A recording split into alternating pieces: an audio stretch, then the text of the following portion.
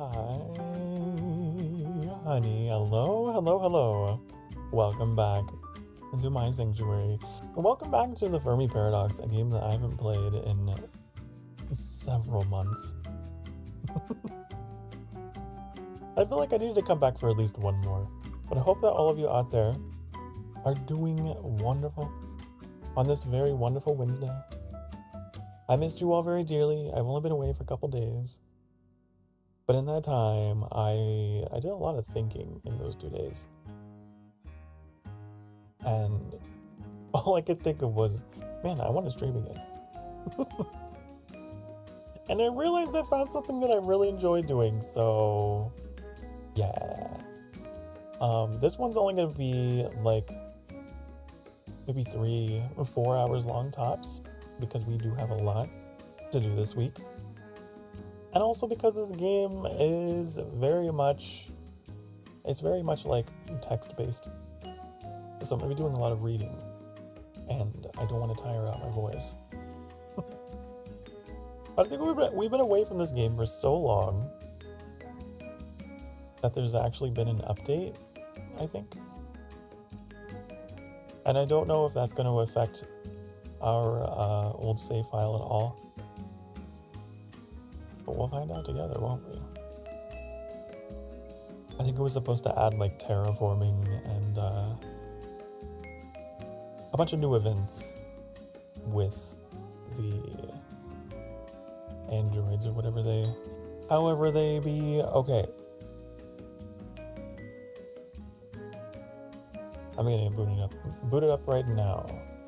Don't you worry.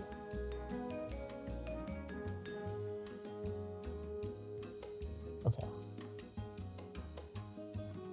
Couple B, this way.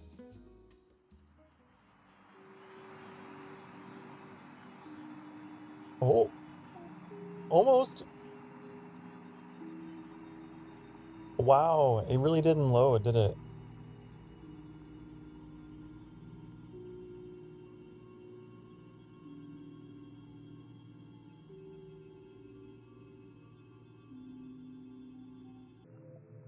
It's been a long time since I have streamed a game like directly in this way. So that's fun. That's real fun, actually.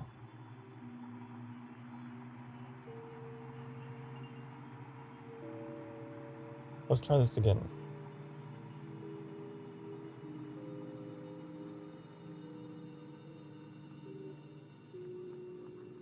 Oh, come on now. Come on, game. You were being so good before. And now you decide to be a fuck. And now you decide to be a fuck. Oh, there you are. I do not miss streaming this way.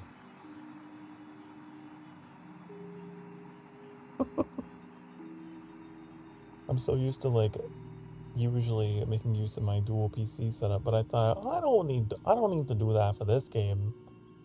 Okay. Anyhow. This is where we left things off several months ago. And I don't know what we're doing, but hey, Boozer Independent States, what are these? Oh, these are the dinosaurs. Oh yeah, I remember we got a dinosaur civilization. How could I forget? I do know that we left off with radio signals. I do remember that being a thing. So we do have a signal that is expanding here. We have one coming here. I wonder if it's coming from the Wandorians. I love these guys. They're so cute. The lizard people.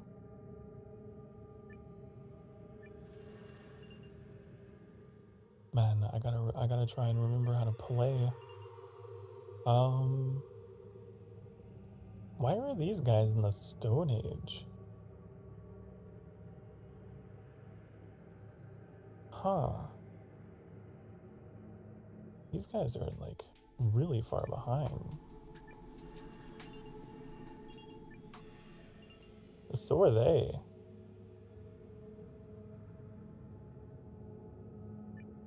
Huh. Either we played very slowly or like something horrible happened.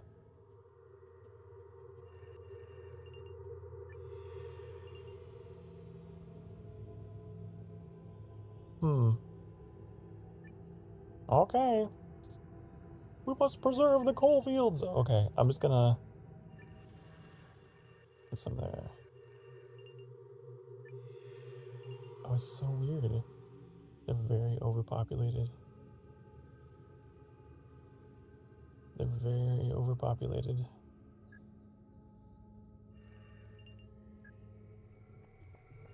Yeah, they're not.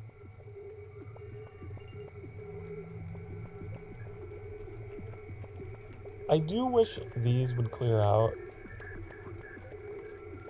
It's kind of obnoxious that it just keeps layering them.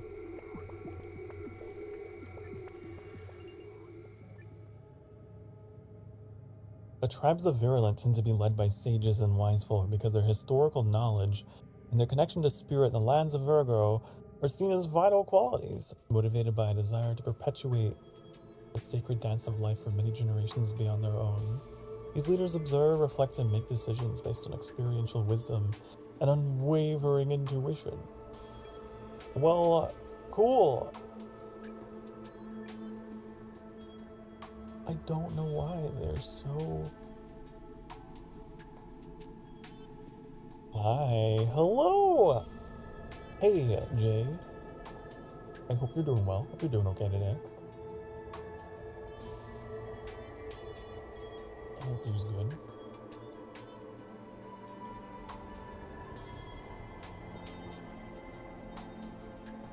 Well, I should hope that you are paying attention and I am not detracting from your very important education.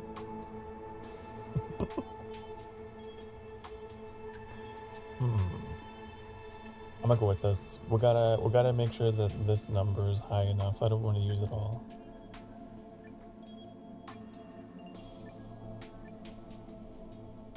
Okay. They're fine. I'm worried about... I'm not worried about them. I ain't worried about these guys.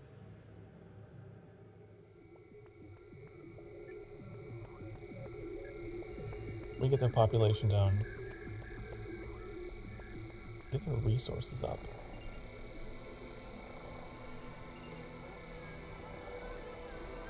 Not gonna lose them again. I remember the Maru were like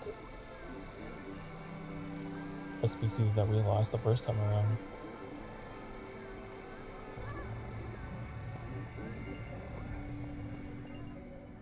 What happened on this planet? Hold on, is there like a description for the planet here? The entire civilization crumbled after they destroyed their environment and exhausted all their resources. Regressed to the Stone Age. Many Maru did not survive without access to the knowledge of the past. Okay, so that's what happened. That's why they're in the Stone Age. They used to be much more advanced, but then something happened that... Okay.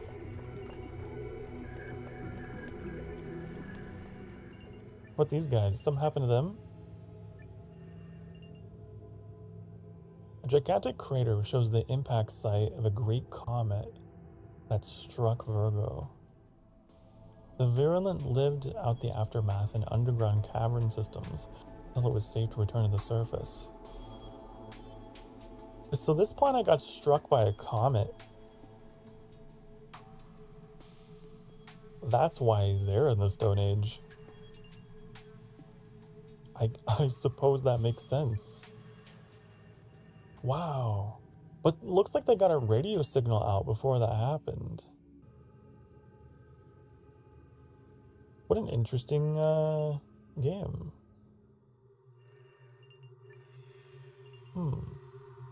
So they're in the industrial age. They might be my most advanced No, the dinosaurs are nuclear. They're my most advanced.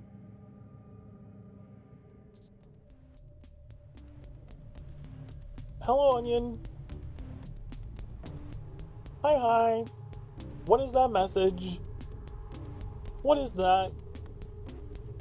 Just forward this message on to 5 people, and within 3 minutes, nothing will happen. You had me there for a bit. I hope you're doing well.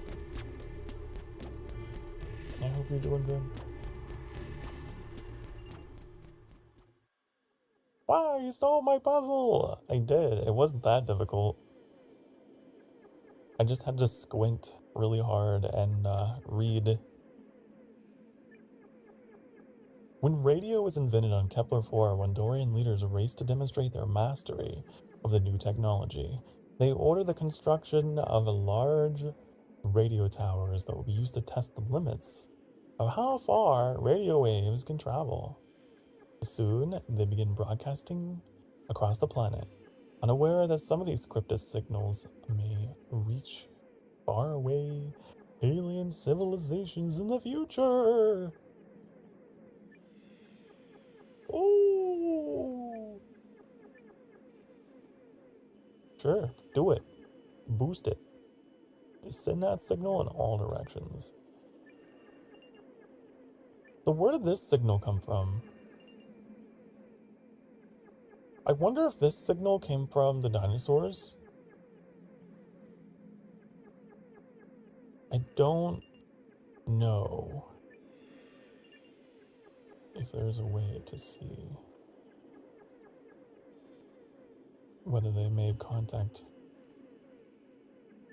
I don't think they have made contact with anyone. Maybe the signal came from there! I think they sent 2 signals. Okay, it says they'd never made contact. No knowledge. No knowledge. This signal just went out into space and didn't hit anything. How sad. How sad for them. Okay. I'm gonna try to bring these guys back from the brink. Oh my god, stop. Is this no Dino Sky? This is the Fermi Paradox, okay? It is like a choose your path kind of thing, and you gotta keep these species alive and well, or not.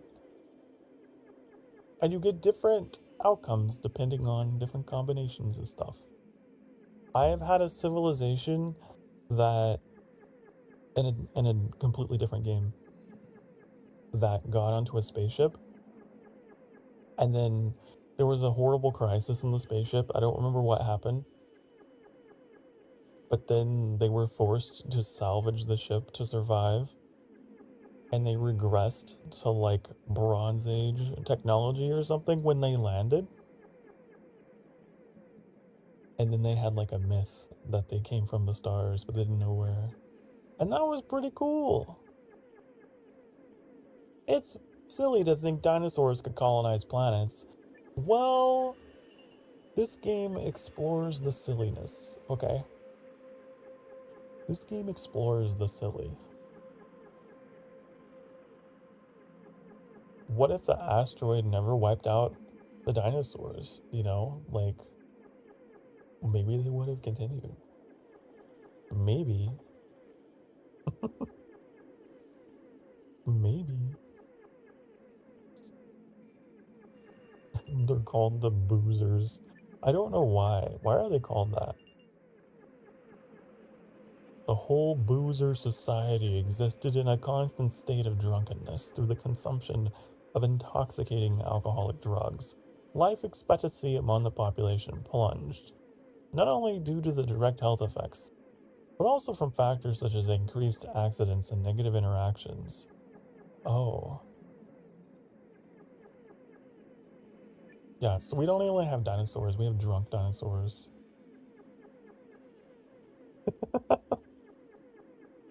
I don't understand.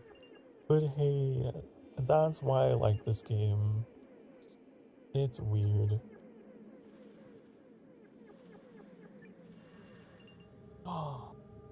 There we go. Our first spaceship is coming from Earth, from the drunk dinosaurs. After the success of their first spaceflight experiments, the Boozers are starting a very ambitious project to construct a giant rocket capable of housing many astronauts. The goal is to launch the rocket from the surface of Earth and send it directly to a faraway star system. The crossing of space may do much to turn men's minds outwards and away from their present tribal squabbles. In this sense, the rocket, far from being one of the destroyers of civilization, may provide the safety valve that is needed to preserve it. Arthur C. Clarke. What an inspiring quote. Unfortunately, we do not have the synthesis to fund a fully manned expedition. So we get to do this. Dinosaur currency would be hugs, because they're cold-blooded goobers. I suppose. The astronauts enter the massive rocket and launch toward the Kepler system on a journey that will take hundreds of years. Wait. Hold on. If they're going to the Kepler system, isn't that where we already have? Do we already have a civilization out there? Oops, that's not the one.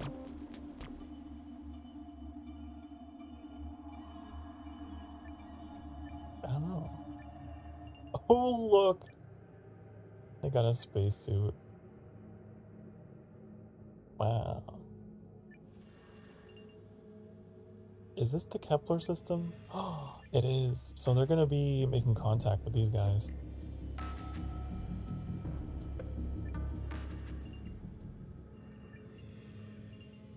Oh no, I really hope that it goes well. But they do have dystopian ethical values. What's their harm potential? 27.4. Oops, wrong one. Potential casualties are pretty high.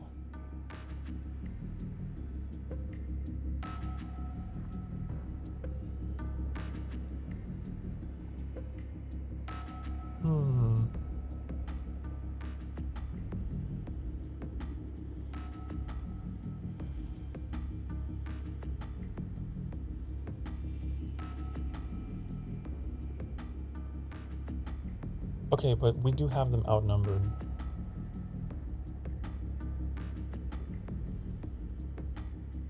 Per the math, I think it'll be fine. I think they'll be okay. Maybe. Like, there's probably going to be a conflict, but they're probably going to survive.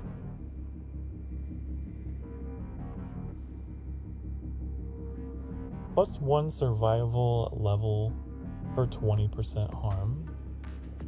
Interesting. Okay, so if this was at least 20%, they would have a +1. I see. But they're peaceful. I don't want them to be that. Okay, as long as we're technologically advanced, I'll try to age them up. I think they'll be okay. The Boozers are receiving alien signals. The captain of the Boozer interstellar rocket is awoken from cryosleep after intercepting the propaganda broadcast from the Maru civilization. The commander becomes obsessed with the cryptic alien message, believing it to hold the fate of the crew and even the entire species. What signal is that? Oh!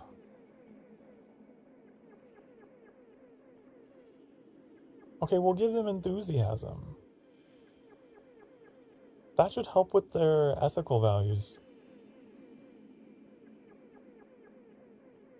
The scholar captain is convinced that the propaganda broadcast is vital to their mission.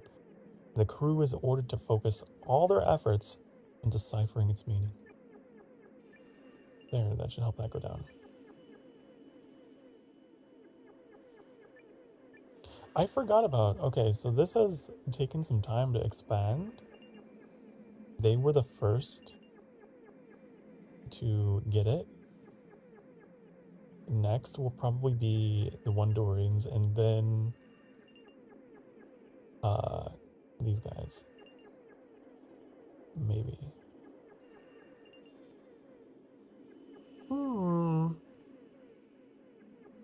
You kind of want to see a Christopher Nolan directed dinosaur space film? The dinosaurs went to space. Also, I just really like dinosaurs, okay? Dinosaurs are cool. They're awesome. They're so cool. And I want to see them survive. You know?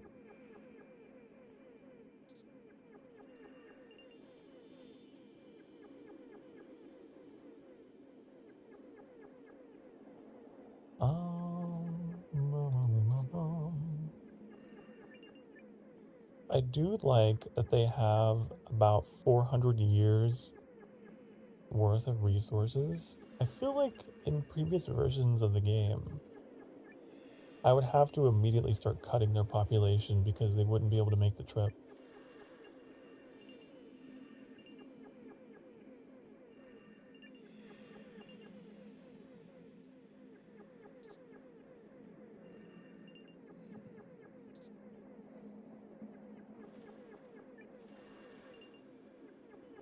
Oh, so they got the signal next. Since the advent of sensor technology, Boozer scientists have been combing through data for alien signals. After years of losing faith, they're stunned to receive the propaganda broadcast from the Maru civilization. A single message from space will show that it is possible to live through technological adolescence. It is possible that the future of human civilization depends on the receipt of interstellar messages. Carl Sagan. Do you like my Carl Sagan impression? I know, it's pretty good. Wow, they can have enthusiasm? Interesting. In the past, the propaganda broadcast, like type of radio signal, I feel like it would almost always lead to, like, they would not incentivize enthusiasm. I don't know if that's coincidence, or they just made it easier. But the discovery of the propaganda broadcast is a revelation for the Boozer scientific community. The scientists are given unlimited resources and dedicate their lives to understanding this message from another civilization. There you go, boom. It costs nothing. It costs nothing.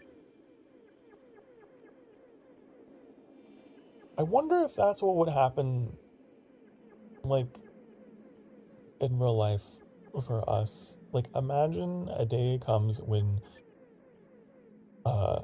humanity receives a signal from another star system.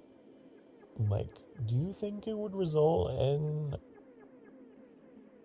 a positive outcome or a negative one? Wow, your Carl Sagan impression is great. Thank you. I think it is pretty good. Yes.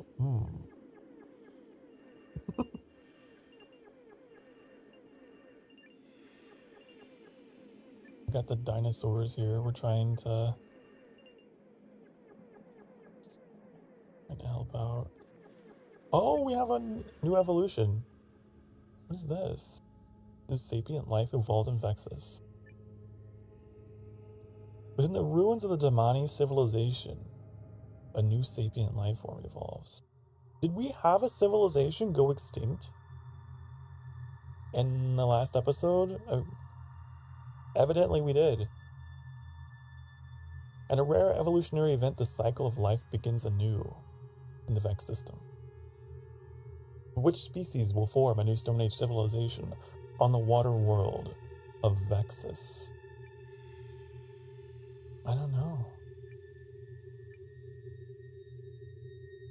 Oh, cool!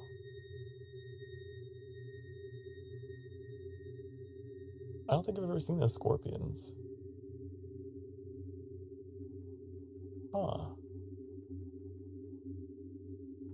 Wow. So we have, well, we can't choose them. We don't have enough to choose them. Intelligent rock climbing plants. The Botier are clumped together on high cliffs, competing for sun exposure. And these are the scorpions, hidden in the ruins of the Damanis. These predatory arachnids kill their prey quickly and without mercy. I kind of want to do the scorpions. I'd never had them appear in my game before. That's cool. The scorpion civilization is born. That's cool. There's like a lot of hidden species in this game, depending on various conditions. That's pretty neat. I want to see what they age up into, what they look like. I have gotten cats before. I've had cats, like, if you play as humans on Earth, and then your humans go extinct, I remember getting the option to have cats be the next dominant species. So it was like Stray. Also, no need to apologize for being away. It's totally fine. Don't worry about it. I would never take it personally. I know you guys have busy lives. You're so busy, busy, busy.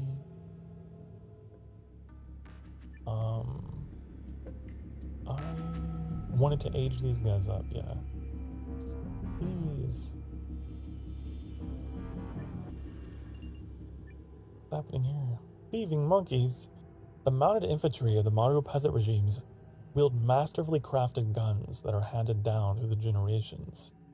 However, something about these objects is irresistible. The small, clever primates that populate the swamps of Tau Ceti 3. Although these mud monkeys steal nearly anything they can get, they are particularly attracted to the elegant guns. Wow. So they're getting their weapons stolen by the wildlife.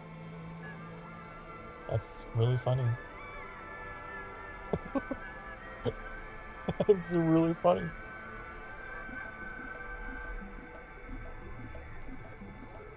I'm not gonna spin synthesis on this though. I mean,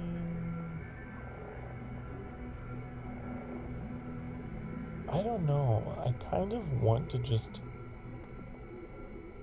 do this instead so that I can get some synthesis out of it.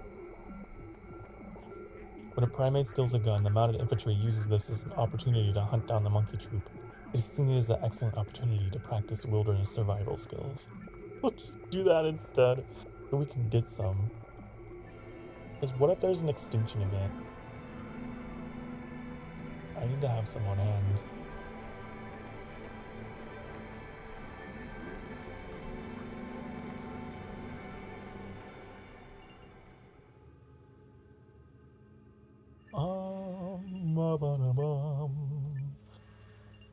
I'm gonna go here, try to work on these guys.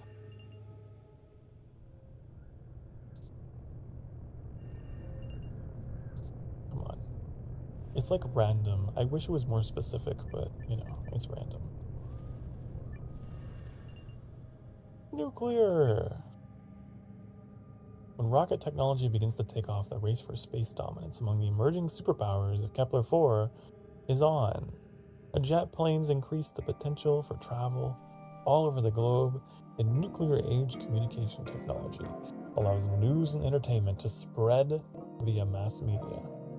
As the Wondorians delve into the secrets of the atom, the threat of extinction looms ever heavier on the horizon.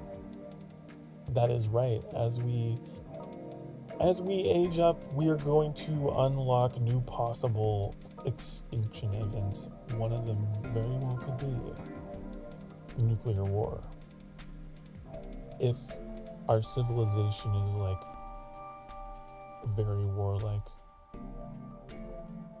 Now I am become death, the destroyer of worlds. Robert Oppenheimer. Oh, but I don't think that should happen here. They're pretty peaceful. For now.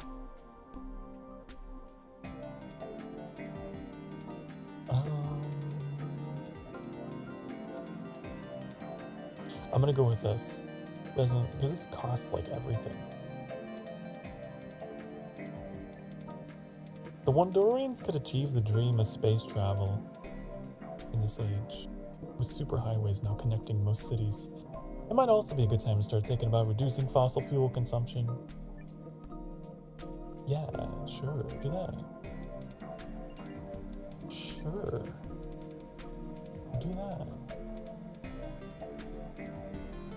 Okay, so these guys should be fine.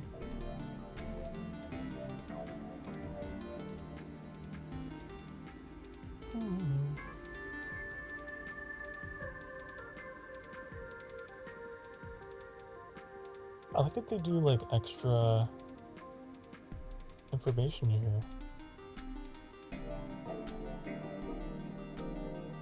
I never looked at this before. Hello, Pikachu, and hello, Sophie. Hi. It's something I also meant to point out at the beginning of stream. We gained a few souls. We gained a few additional souls since, like, while I was gone. I wasn't even live. You guys, thank you so much for your souls. Thank you so much.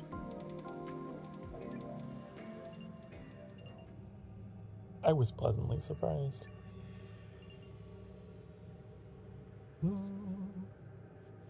Oh, we got signals. Everyone's getting signals. A primitive radio operator on Kepler-4 picks up the propaganda broadcast from the modern civilization. They are certain the origin of the signal is extraterrestrial, but they're unable to decode the message. Will anybody believe them?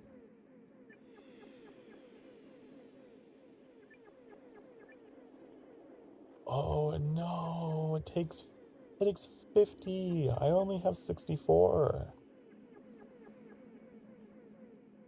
Should I take off my cloak? Would it be more visible? Oh, it's so weird not having my cloak on, isn't it? It's so weird. Oh, I'll leave it back on. Gotta stay warm in the cold vacuum of space.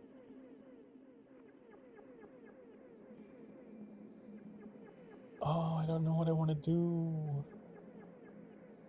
I don't know. We don't want to do hostility. Just have them be ignorant to it. So they're going to be really surprised when this rocket shows up on their doorstep. I kind of like the idea of them having dismissed the signal and then the spaceship shows up. That could be some fun storytelling. Nobody believes the amateur radio operator, and the propaganda broadcast is lost in obscurity. No one believes them. No one believes you, but they will because there's aliens. There's dinosaurs. They're coming. Oh, it's like poetry. You know? It's like the dinosaurs became the asteroid. Because they're going to be coming down through the atmosphere. Wow. Wow. Oh, they reached the digital age.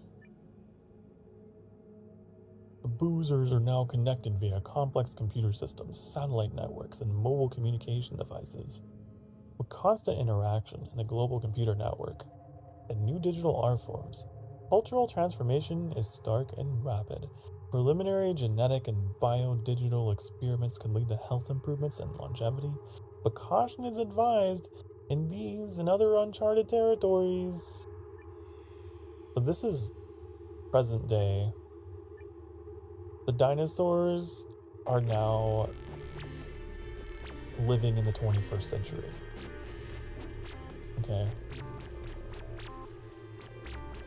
They've come a long way. They've come a very long way. Boozer's a weird word. Yeah, this civilization is called boozers because at some point in the game, it must have happened last episode,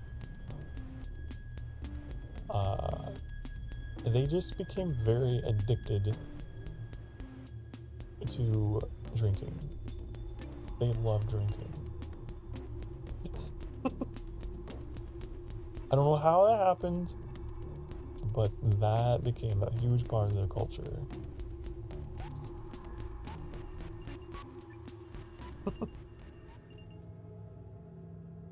A really long way. They did.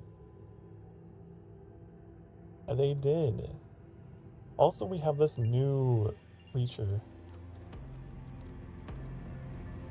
This planet was apparently flooded a long time ago in the last episode and destroyed the civilization that used to be here, and now we have these scorpions that have emerged.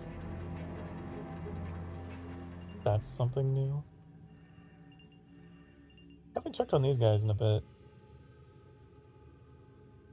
Wow, they got enough resources for 1,000,000 years. They're fine. They're just fine.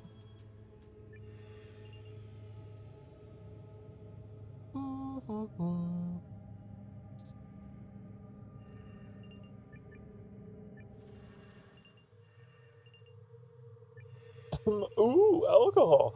I'm not familiar with this game. This is the first time I'm seeing gameplay. Yeah, so this is like not a traditional video game with like animations and stuff. It's very text-based adventure kind of thing. And you're just trying to make decisions that affect all these different things. Try to keep them alive, or try to kill them intentionally. I've done that before. Try to affect how they develop.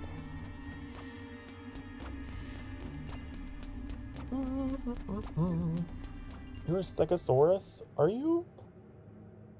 Well, I thought you were onion. Are you telling me you're an onion Stegosaurus? Wow. Wait. A Stegosaurus is an herbivore, though. Oh. Wow. You're a food source.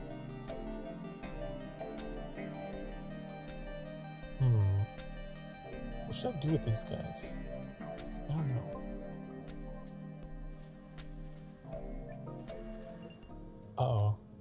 Uh-oh, what happened? The virulent tend to avoid settlements and instead roam the craters of Virgo alone. They rarely meet others and mate infrequently. Offspring are sent away as soon as they reach adolescence. Oh no. Oh. Oh no. Your population is already so low. I don't like that for you. I don't like that for you. Loneliness overcomes the virulent, so they reject their solitary lifestyle to once again band together in clans. Yeah. Don't do that. Don't do that. Some individual virulent felt the need to wander Virgo alone for decades. As a whole, however, the species was drawn to the comforts of community, cooperation and sharing, and plenty of mating ensued. Good for you, honey. Good for you. Okay, so we prevented that. It didn't cost us anything to prevent. Hello, Johnny Cat. Hello. Oh, space. Yes. Welcome to space. Welcome to space.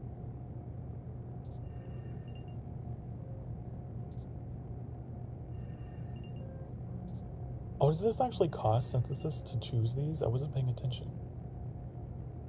It does. This one doesn't cost anything, but it's random. This one does cost, but it's more specific.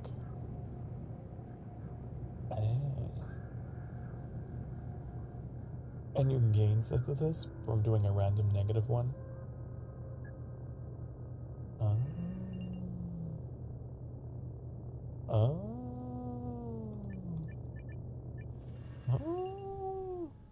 It's Wednesday, my dudes. Dudes, it's true. It's true. It is Wednesday. The day after, and you know what the day is after Wednesday? Thursday. And then Friday, and then Saturday, and then Sunday. Ooh. Time is pretty cool. I feel like time is going by too fast, so I want it to slow down.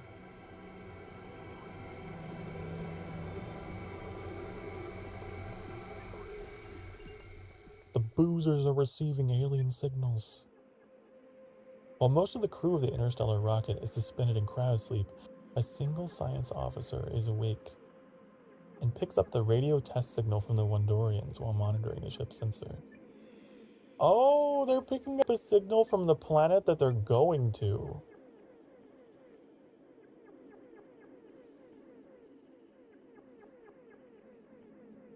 That could be interesting.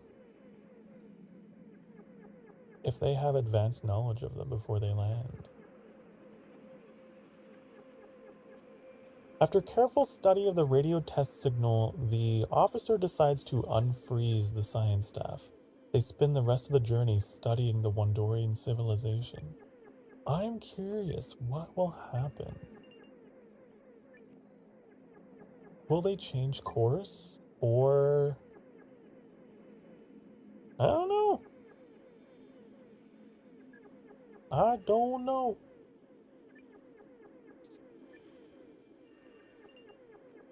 I'd like to see them age up. If I could. Oh, then our scorpions. The scorpion hunters and warriors craft toxic weaponry by applying plant animal poisons to their primitive projectiles, which either stun or kill targets through mere abrasions of the skin.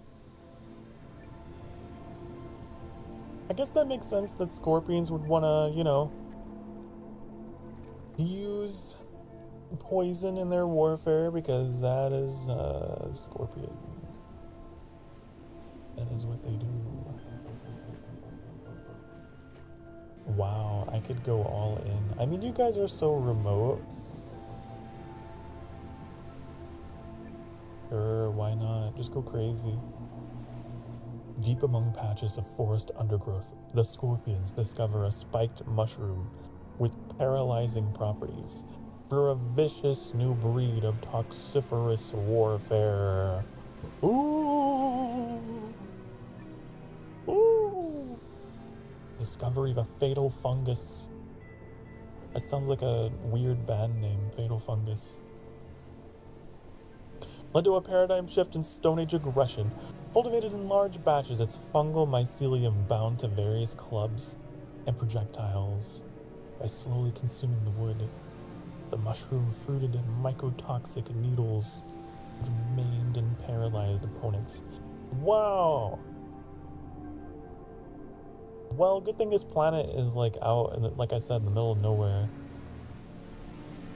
One of my strategies in this game for getting synthesis is you just have one species that you just basically make horrible.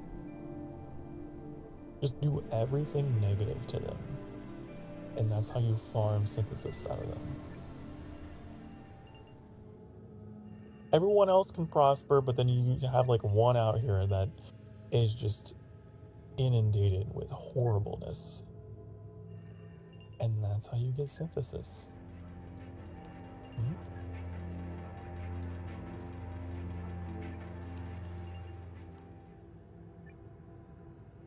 As processing power and digital storage constantly double in capacity, there's a revolutionary shift in the way information is accessed and shared.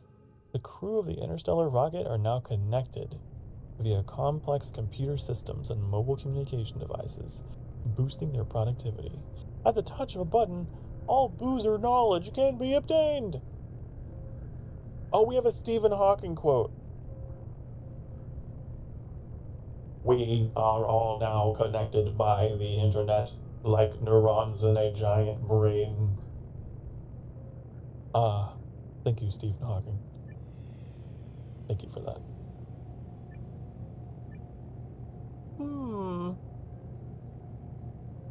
How profound, how really perspective shifting. What should we do with these guys? We make them, I don't want to spend all my synthesis on you just to make you better. The voice threw you off? What do you mean? Do you mean this voice? Exterminate! I love that voice filter.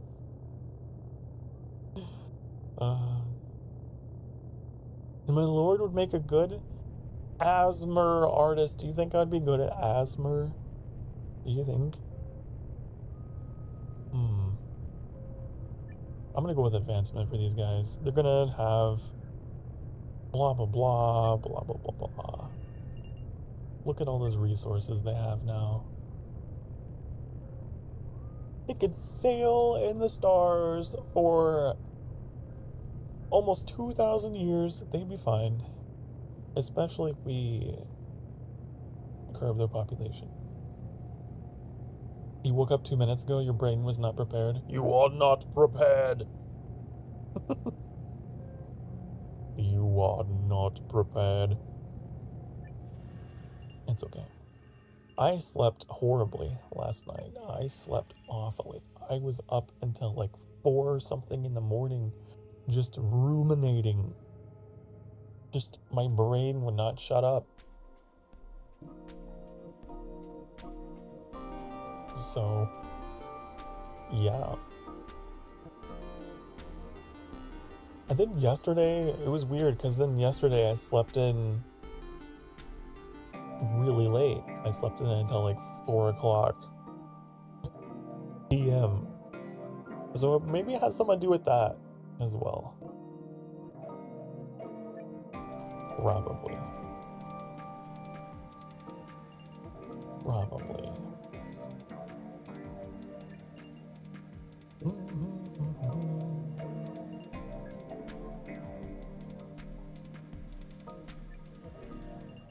What's happening with these guys?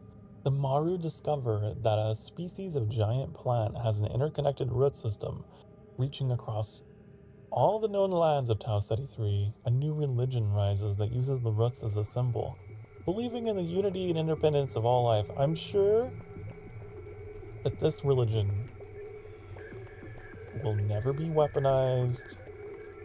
It will have far-reaching positive effects on the civilization, right? Maybe? Maybe? This is gonna make them. Maybe? Baro adopted a new religion, is symbolized by a great network of interlocking roots. They believe all life, like the root system, was one.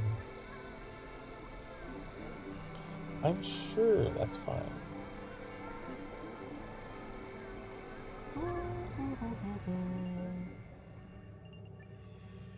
Okay, I've come to farm synthesis from you.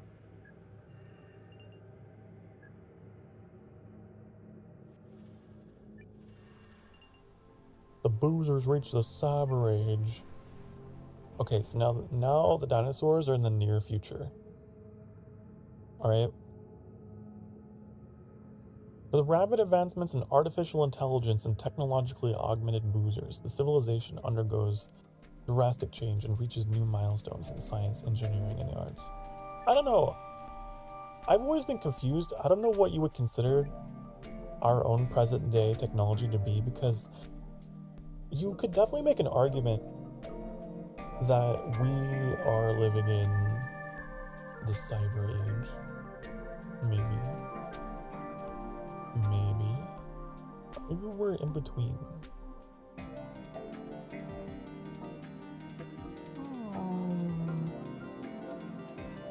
I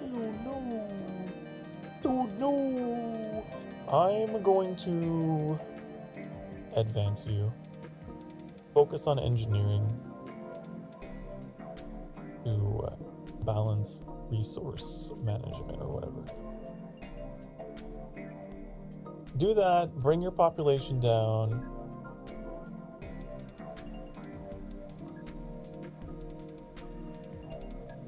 So that, yeah. Oh, the virulent reach the cultivation age, right? This is the thing with this game. Different species will have, like different named ages depending on their species, right? So the virulent are plants. So they learn to mine simple metals, which is shaped into a variety of tools. Using these, they can more easily prune their own growth and till the soil beneath their roots. They also begin domesticating and breeding animals, using them as beasts of burden, protection from herbivores, and a source of fertilizing manure.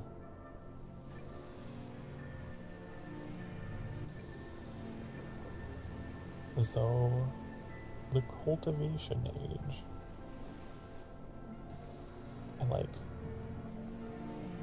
I like when there's a bit of fi with my psi. You know? Personally, that's fun. There's some species in this game that are just fun, even if they don't make sense. Like sentient anemone plant people that can prune their own leaves, and I don't know. It's fun. How are these guys doing? Trying to get their dystopia down.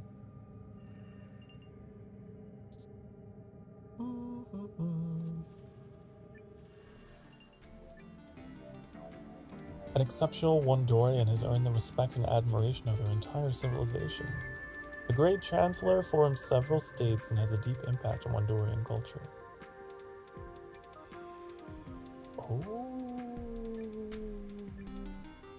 Oh, that costs everything. That costs everything. I'm not gonna do that. You're crazy. But man, there are no good choices in this one. This is gonna make their population growth explode and their resources diminish. And then this is just gonna make them warlike and dystopian.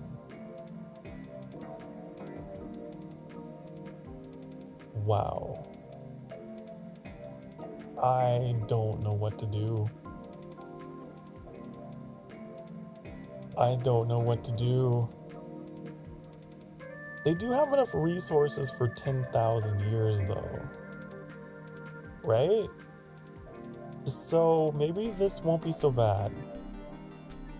Oh, it's bad! Oh! I don't know about that.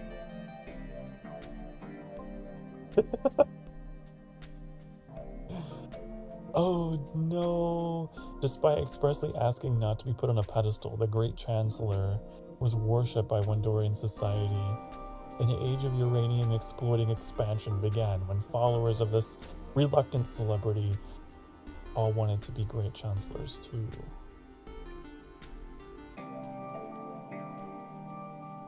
It's time to take a break. Have you been sitting for the past hour or so?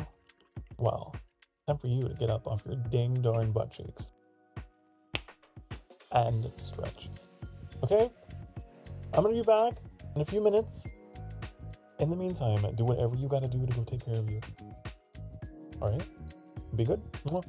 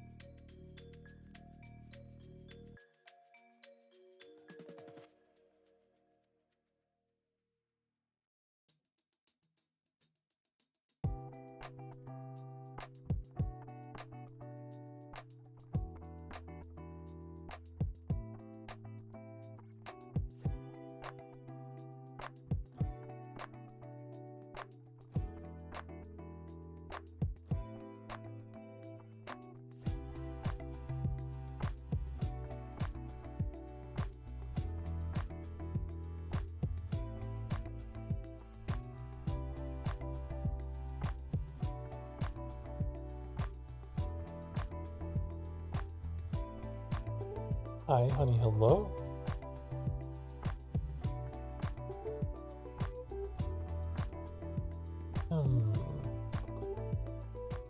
Last we left off, I made a very bad decision. I feel like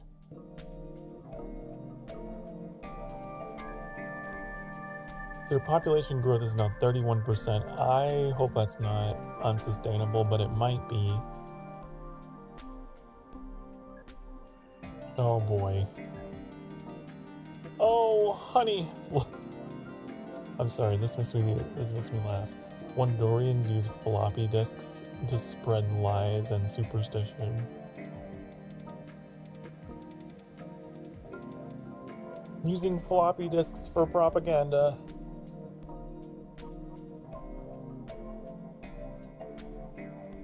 Okay, I'm gonna take their population down.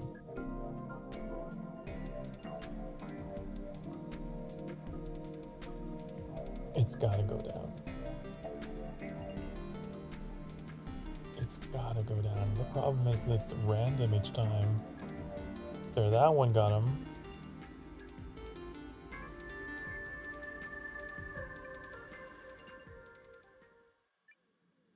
They're getting signals now? Cybernetic sensor implants connected via brain interfaces. Okay, so this is not... Okay, cyber age is definitely a future. We don't have this technology. Let the boozers pick up radio signals all around them. A strange side effect is that they're able to listen to the radio test signal of the Wondorian civilization.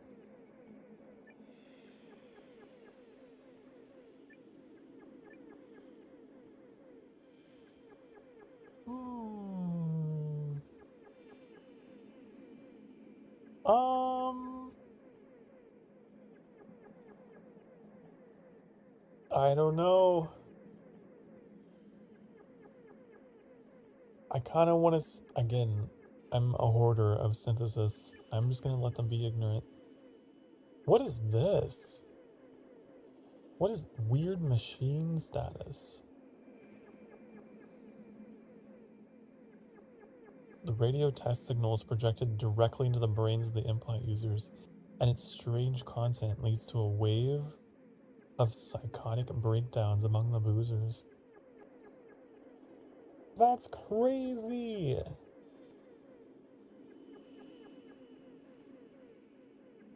I'm kind of curious. I'm not gonna lie. I'm kind of curious what this will do to this species. I have a dark curiosity that needs to be explored. Okay. Let's see what happens now. Okay. Working on you guys.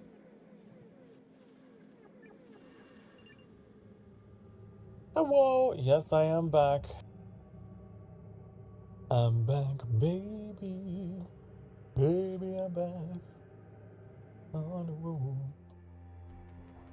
As a rite of passage during adolescence, the scorpions tattoo their skin with vivid details about the history and knowledge of their people. The art of creating these tattoos is passed down generation to generation.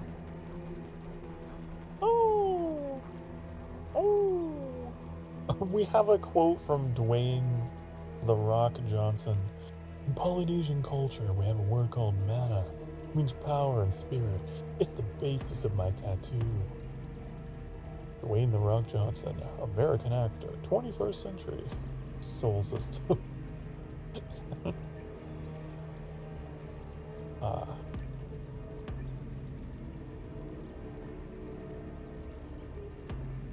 I don't know. Again, you guys are... I'm just using you for currency. Soon the scorpions change the tattoos to make them prettier and more impressive. The cultural wisdom becomes obscured and is quickly forgotten, like a prayer which is recited but not understood. I'm just gonna do that. Okay, we have 112. That should be more than enough to do whatever I need to do to keep the species alive.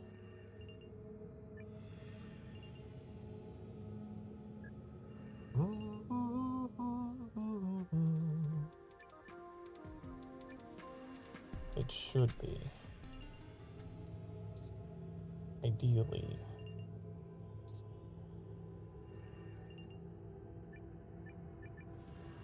And I can do it from here, right?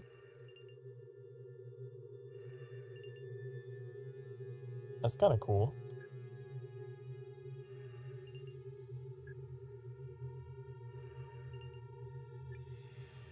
But I like seeing the number go down.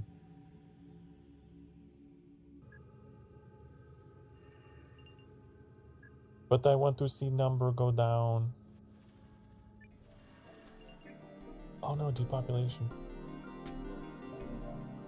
Lab-grown plants are the primary food source, and the boozer digital. Oh my god, that's such a fucking hard phrase to say. The boozer digital ship. When crop yields begin falling drastically short of required targets, astrophysicists investigate the hydrocultural failure and hope to reverse it before the cryo crew faces starvation. Oh no. Oh no. It's like toy boat. Try to say toy boat 5 times fast. You can't do it. Toy boat, toy boat, toy boat, toy boy, toy boy. You can't do it. Digital ship, digital ship, digital ship. It's one of those. Okay. Should we depopulate you guys? I don't know.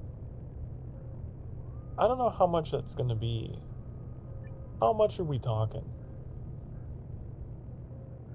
The root of the problem is the water pump system, which fails repeatedly due to worn out valves. The astrophysicists work around the clock to replace the faulty ports. The crop yields are still too low to support all life on board. If I do that, I mean, it wouldn't be that much work to bring it back up, right?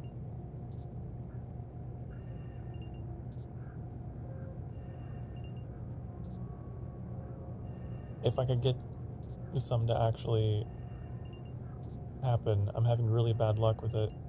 It's not working. I'm sure you're fine.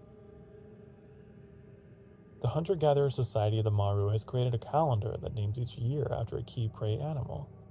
Each time, the calendar cycles back to a specific animal. It is considered sacred and hunting it is forbidden for that year. This spiritual practice allows the animal population on Tau City 3 to recover, protecting it from overhunting. Well, isn't that smart? Well, isn't that smart? I'm not going to spend everything, but I'll do this. Although the calendar becomes widespread, not all Maru are devout enough to entirely stop hunting the sacred animals. Yeah, because you guys are fine. You guys have so many resources. It's okay. I'm worried about your population. Ugh. Your population is so big. I don't know what to do about it. And then theirs is diminishing. They have the opposite problem. Oh, they reach their destination. We have first contact between 2 species. After numerous years of travel, the Boozer digital ship has finally arrived at its destination. Preliminary scans verify that the Kepler system is inhabited by the Wondorian species. Will the Boozers decide to make contact with the Wondorian states? And will this historic encounter lead to peace between both people, or end in death and misery? Ooh, I don't know. I don't know.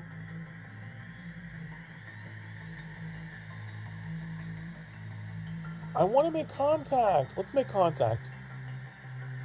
The Boozers decide to land on Kepler 4 and try to directly communicate with the Wondorian chancellors. Let's do it. Oh, look! They're coexisting. The Boozers and the Wondorians find that they share a lot of common ground in their societal norms and worldview, and the visitors are welcome to stay on Kepler.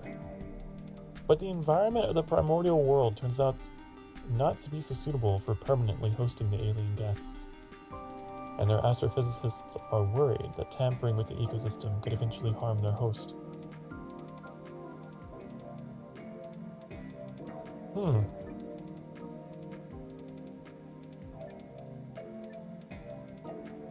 Deep contact? What is that?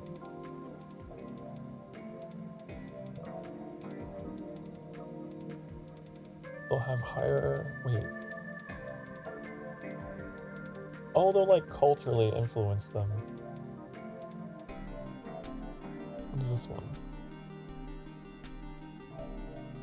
Oh, they'll get more resources? They need resources after they spent them all. I'm gonna do this. The alien visitors are tentatively allowed into the residential areas of Kepler-4. The mutual interests of both species quickly develops in an exchange of resources and technology, and each side sees that they have much to gain from the connection. Let's do that. There we... Oh, maybe... I don't know. The Boozers live in peace for a generation on Kepler-4, welcomed by the native Wondorians. To protect themselves from the alien atmosphere, they construct sealed temporary base where they can survive, but continue to struggle with the hostile environment. When it becomes clear that their offspring are struggling under these conditions, the Boozers reluctantly decide to move on, plotting a course for Alpha Andromedae. Oh.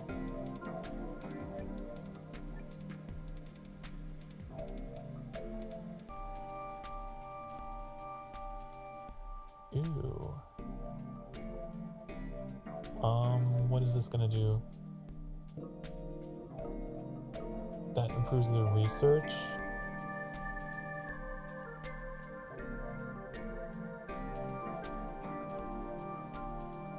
I want resources.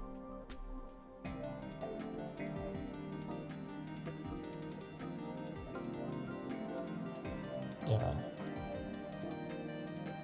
Due to the harsh conditions on Kepler-4, the Boozers are largely isolated in their temporary base. The Wondorians do send atomic scientists, city planners, and chancellors to visit, but the interactions are limited and formal. Does it help? Oh yeah, okay, that helped.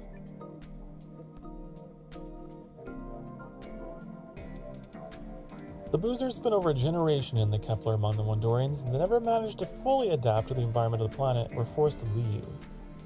Only the Wondorians benefited from the years living together. That's cool though. I wonder about the environment of this planet. What kind of planet is this? I don't think it says. Is it? Does it say what kind of planet this is? I think it's a desert, but I don't know.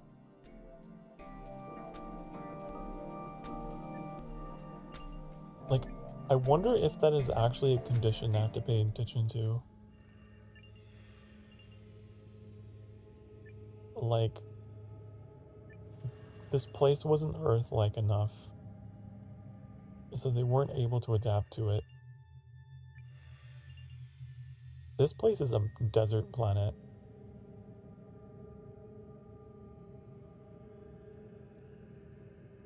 I'm curious. So this is where their rocket is headed next. I wonder if they'll be able to inhabit that.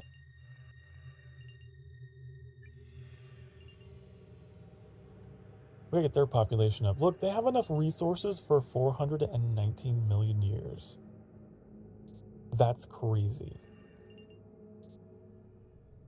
Even if they don't land, if the desert planet is uninhabitable, like, they picked up so many resources from visiting those aliens that they would be fine just living in space. Wow. Okay, so back to our plant people, the virulent. They've gathered detailed knowledge about their bodies over the centuries and are able to create potent medicines to cure many diseases and wounds. Their new medical ideas and treatments represent further efforts to understand and control the forces of nature as their civilization advances. Well, that's cool. These plant people are very scientific, aren't they?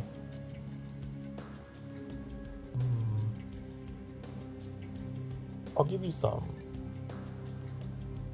Shamanic doctors decree diet is medicine and prescribe myriad herbs and potions. The aim of improving patient health. Sure.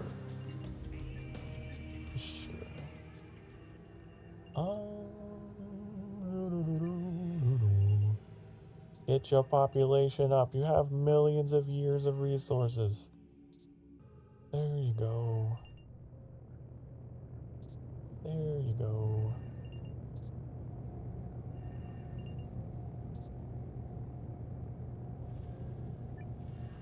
At least I'm not dropping anymore. The pollination age. Advanced metalworking techniques make it possible to maintain large soil fields and create effective weapons to fend off fauna. Most importantly, pollinating insects are now domesticated, marking a social revolution of directed reproduction. This is interesting, and like harvesting bees, basically, it would be pretty important for them. You know what? I'm gonna have them go down this path again.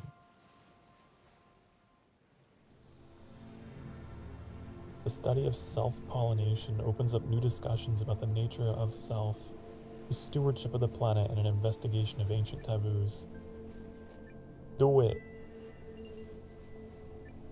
Do it, you crazy plant people.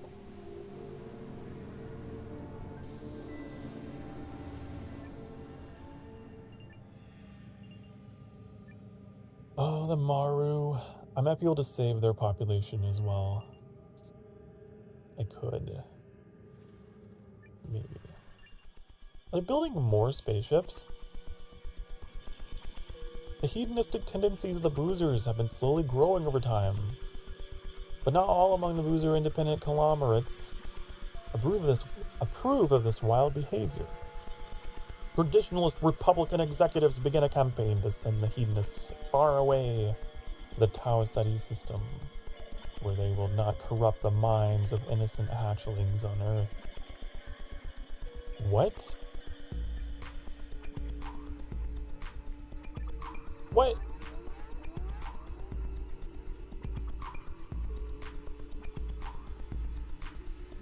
I don't even know where the Tau Ceti system is.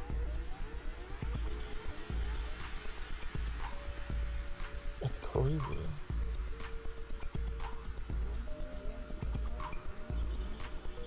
Hedonistic culture. Moved.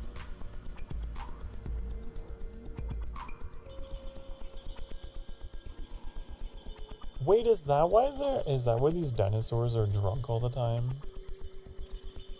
Do they have a hedonistic culture? Or is that just flavor text? That's really funny.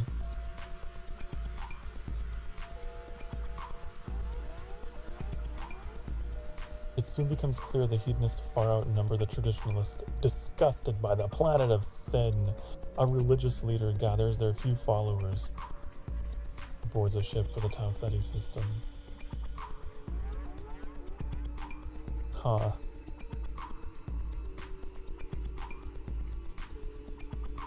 Wait, but this adds it to the ship. This seems like it could be a bug.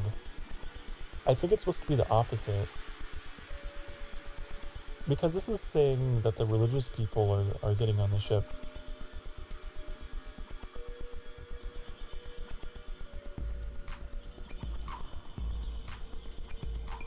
Right?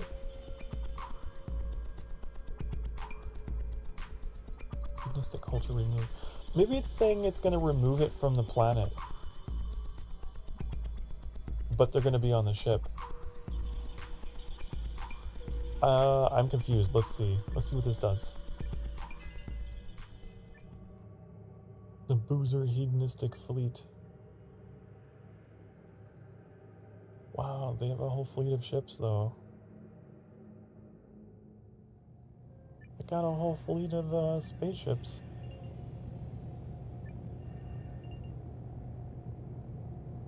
How do we know their culture status? I mean, it says hedonistic here, but like, where's that icon at? Down here.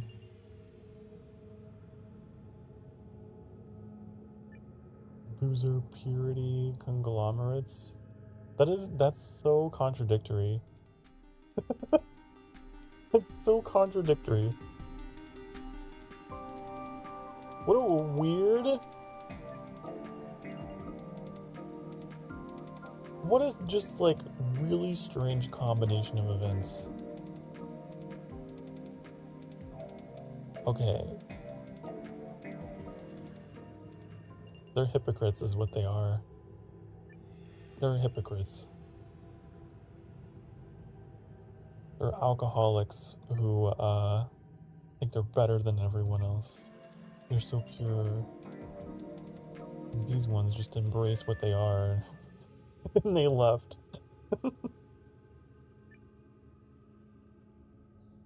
It's so funny. This is the funniest timeline. Where are they going? To the Tau Ceti system. Is that this? Oh no! The Maru might be on their way to extinction. I don't know if they could survive. I don't think they're gonna have a happy meeting like the last ones. I don't know.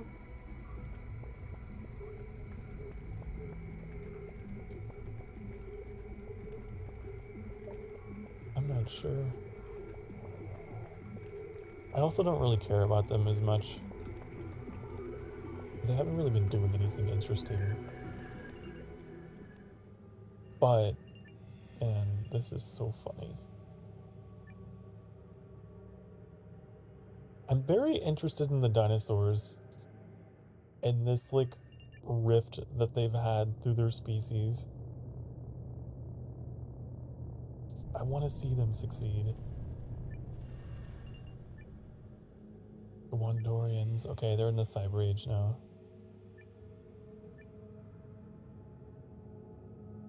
Sure, advance more. I could do this for more resources, but I'm worried that's going to make their population unsustainable.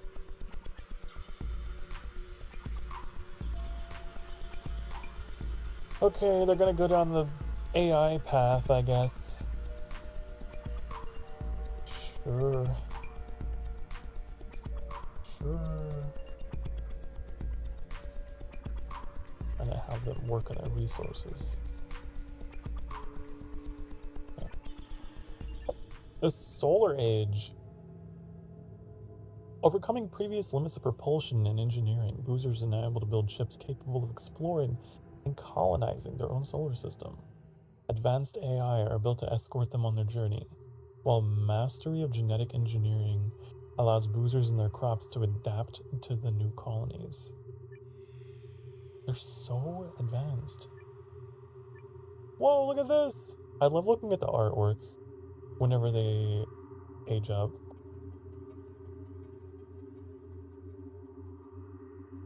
Wow. I'll give you advancement.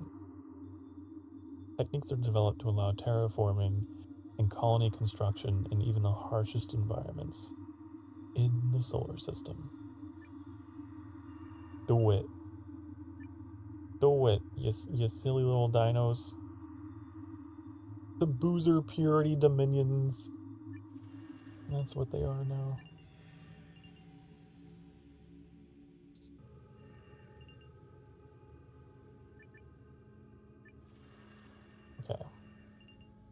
What about this other ship? They had another spaceship out here somewhere. I wish there was like a list on the side of the screen, or like maybe over here, I don't know, that I could click on and see all the active civilizations, because it's kind of difficult to click on these.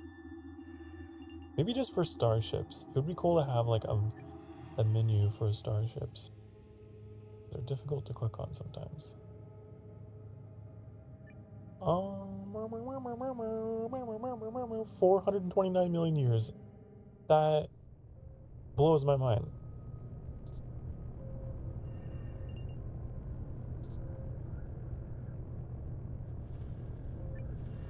Yeah, they're fine.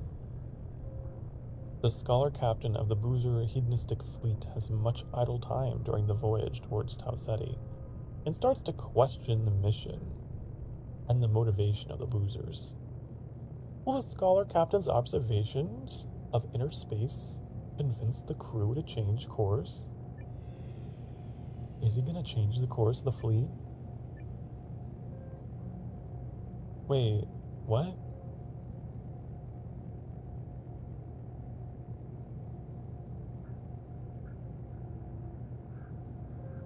I'm curious. It doesn't cost anything, and it's gonna give them tons of utopia. The intellectual explorations of the scholar captain are welcomed by the onboard crew counselors. They develop a strong ethical protocol and deconstruct the goals of their voyage. What is this going to do?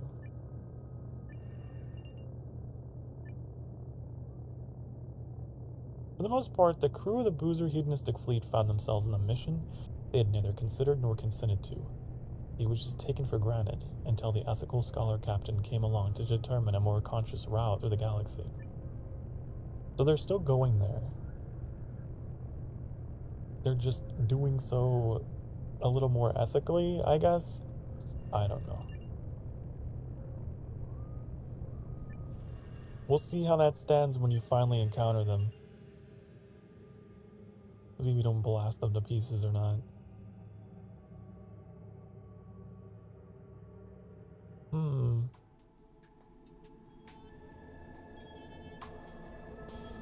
I don't know.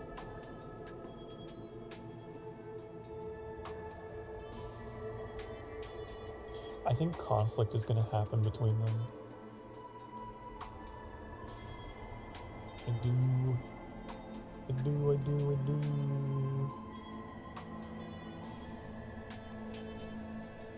Boozer's last experiences with him were positive?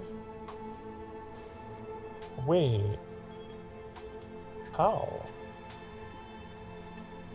Have they made contact before? When they were more technologically advanced, did they make contact? Oh, dooba-dooba-dooba-dooba-doo-boo-boo. Hello, Metallic. Thank you for the bongos. I took a nap and it became a 2-hour sleep. It happens. It's okay. I figured.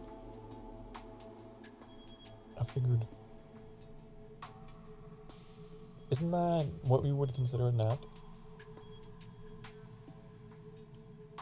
It's what I would consider a nap. maybe 1 hour is more. Maybe 1 hour is your standard nap time.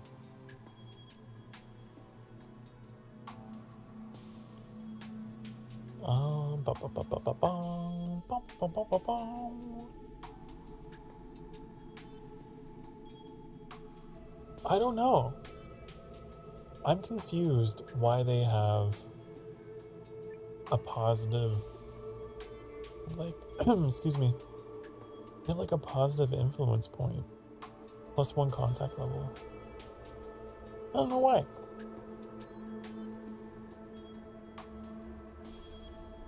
That's good. Oh no, am I going horse already? No! No! I need water.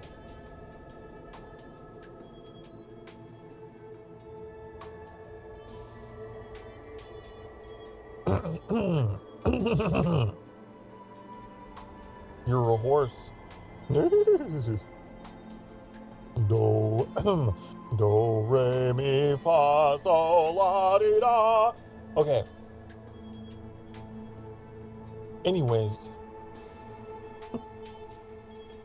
Anyways. I need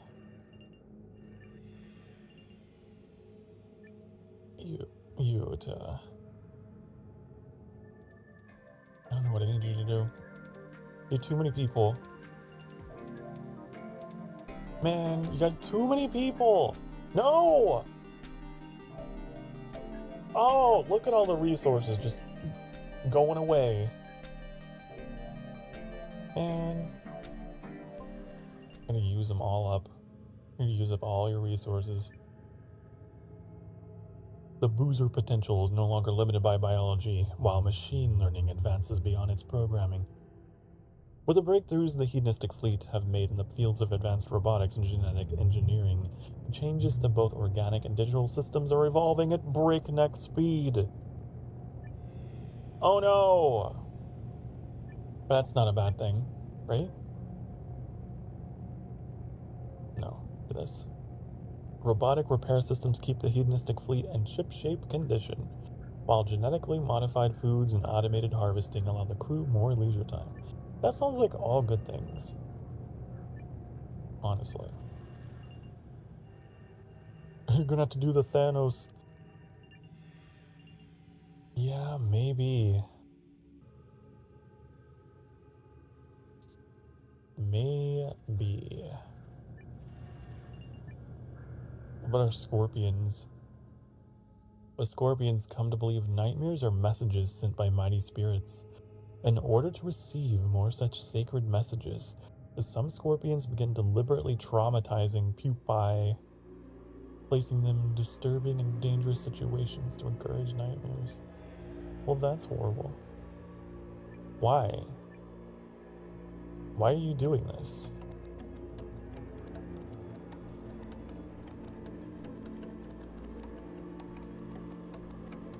You know what? Keep doing it. It gives me synthesis. Go on. Just keep doing it. Hey everyone. Hello. Hi. Welcome.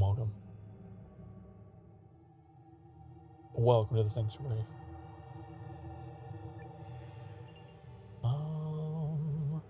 Let's see. Okay, they're fine. These people, though, are not fine. Their population is way too high.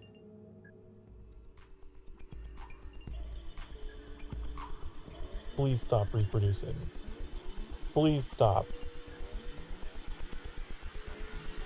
Please stop. Okay, great, you reached the next stage, but you're probably not going to survive it.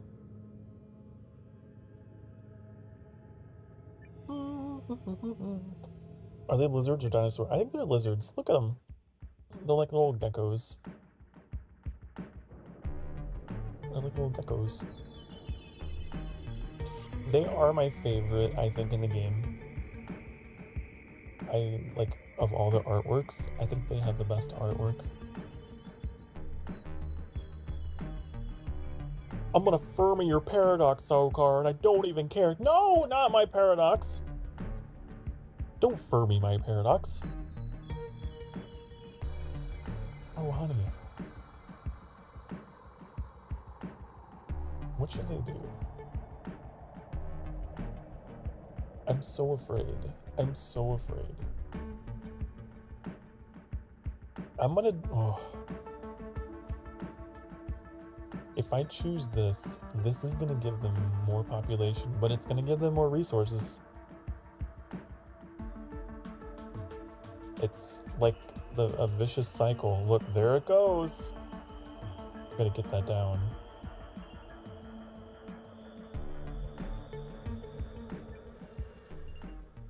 Uh-oh. Uh-oh, what's happening?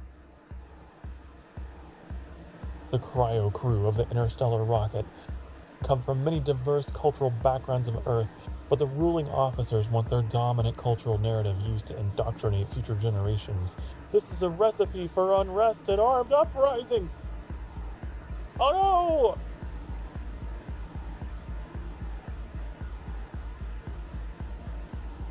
Oh my goodness. No! Don't do it. The ruling officers get replaced before a violent confrontation occurs. Every new officer is picked with a quota system to represent a cultural faction from Earth. There, all better. There, everyone has representation. No one has to die. Don't do that ever again. Don't do it ever again. That was not good behavior. Okay, and you guys need to stop breeding. Stop, please. There's too many. There's too many. There's 8.9 billion of you on this planet. Okay? You've only got enough resources for 2,000 years. Well, I'm gonna need you to stop. Okay? What is this? Broken robotic flomps?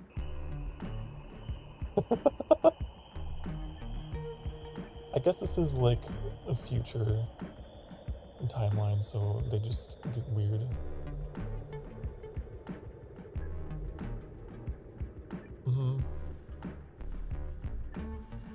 Okay, the Maru. The Maru discover a fragile mineral that can be easily ground to dust. In this form, it is harmless to themselves, but deadly for the animals living in the rivers and lakes of Tau Ceti 3. Some fishers begin to use the poison dust to quickly harvest countless fish from the water.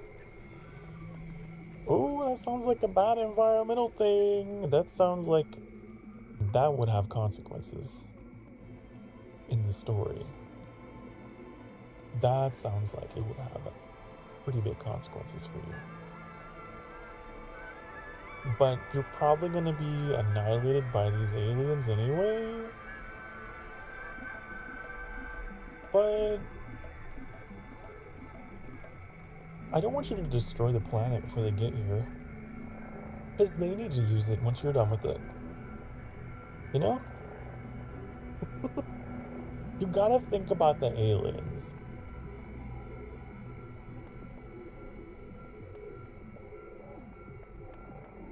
I'm gonna prove that. The former autocrats of the Maru peasant regimes are outraged by this wasteful practice. They outlaw it immediately and exile any foolish enough to continue.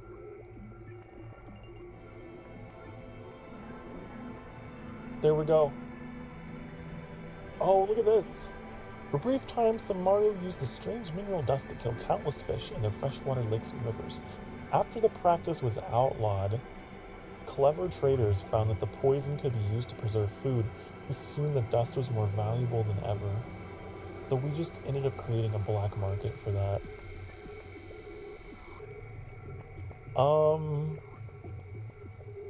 Well, I don't know what's gonna happen with that, but that's interesting.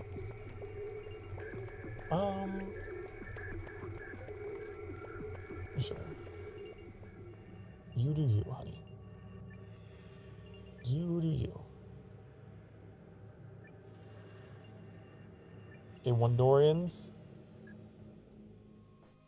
I gotta cut your population more.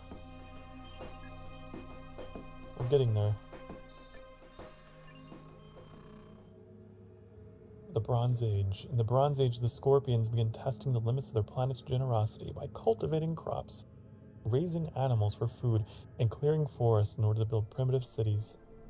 Early mining and metalworking skills allowed them to craft better weapons and tools, and learn how to document knowledge via written language. Well, that's cool, I guess. We got some Bronze Age Scorpions.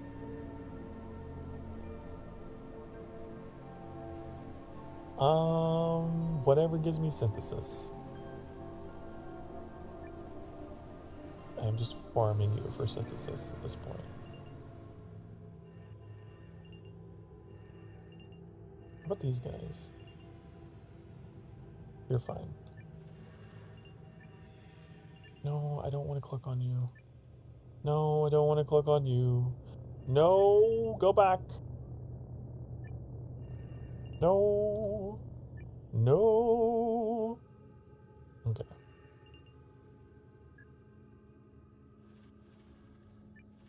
Oh, our plat people, the float age. Great floating islands of ocean flora allow the virulent to reach all corners of Virgo. These living rafts provide nutrients and stability for long voyages. The largest serving almost as floating cities. A new age of exploration has begun. This is kind of cool. So they've made like these floating reefs out of the ocean plant life to reach land. That's kind of neat.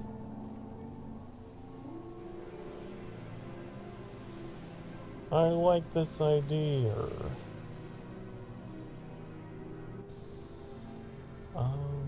I'm gonna go with wisdom. Exploration of lands across the ocean allows distant virulent to personally connect. They realize the same warm sun feeds every individual on Virgo. These plants. These plants. They're so peaceful. Are they my most peaceful? They're 25% utopia. But these are 34%.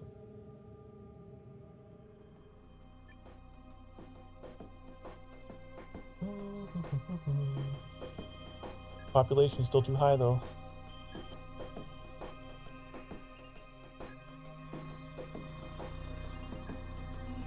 No, not the resources. It's annoying when it targets the resources. Okay, what's happening here? A new religion arises in one of Sol's solar colonies. Boozer culture is transformed by the spreading of its doctrine, as influential Republican supervisors, ethic engineers, and asteroid sculptors convert to it in large numbers. Is it a good religion or a bad religion? Okay, I see how it is. We're gonna make it good. We have enough. We have 136. It will inspire fusion engineers and ethic engineers, leading to a cultural renaissance. Cool. Do it. Do it. Good for you. Oh no.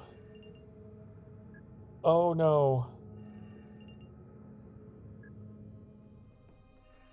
My poor little lizard people. Oh no.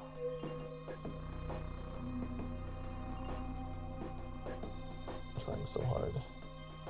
But my best is not enough. Oh no, what's happening here?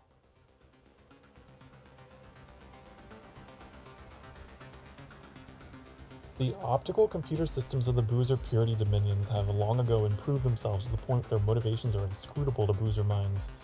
The Republican supervisors slowly learned to trust these strange artificial overlords. But lately, the actions of the machines are becoming extremely erratic. Slowly, a crisis develops as vital systems begin behaving more and more unpredictably. Oh no! Is this the weird machine status that we got earlier in the game? Because we embraced AI with open arms. I was just curious what would happen.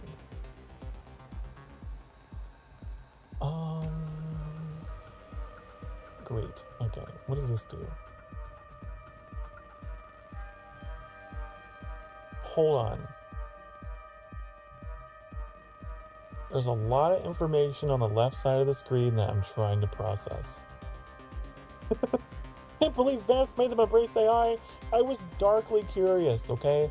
I was like, what would happen? There was some event with like their implants getting some kind of signal or whatever. And I was like, I wonder what would happen down the line if I just wanted to know. It's a video game.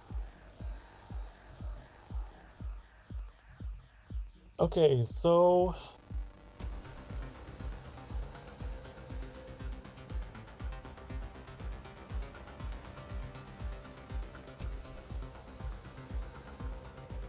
trying to understand what this means.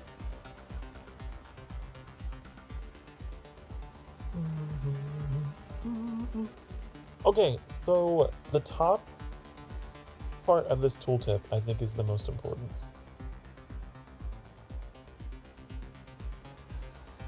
If the number is bigger, it results in victory. Right? So they have 12 versus 11. So they would succeed. And then the victory condition would be they would resist the uprising of the signal bots, but they would regress to the nautical age. So they would survive, but they would technologically regress.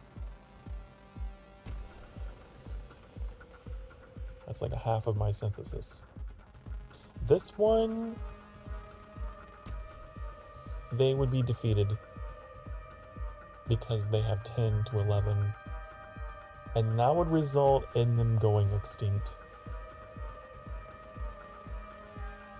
And the signal bots would take over. This one, they would be defeated. It's the same result, but you get synthesis from it.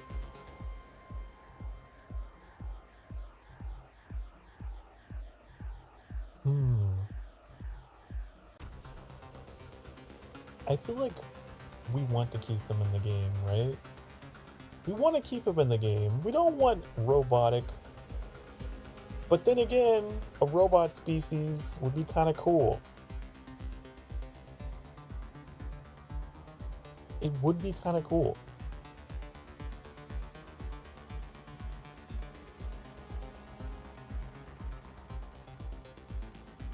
Right? Right?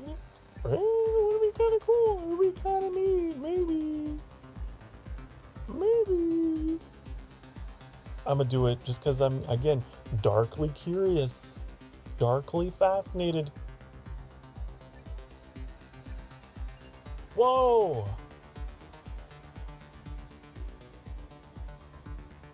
What are these guys? In an attempt to reduce the harm that their out-of-control AI could create on Earth, Boozer fusion engineers quarantined their optical computers to off-planet ships and satellites. Unfortunately, this gave the artificial life forms an enormous strategic advantage when the inevitable war broke out between Boozer and Machine. There were no Boozer survivors. The signal bots took over Earth. RIP. But it's okay, because we still got dinosaurs on this ship. And we have dinosaurs on this ship. Over here. So they're still in the game. They're just not on Earth anymore.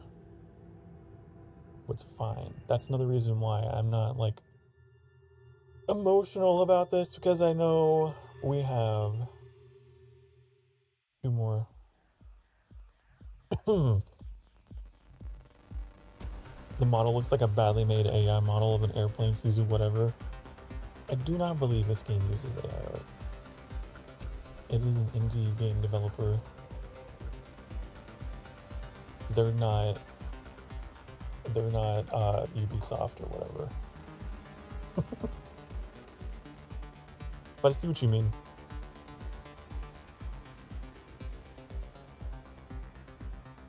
So what do they have going on?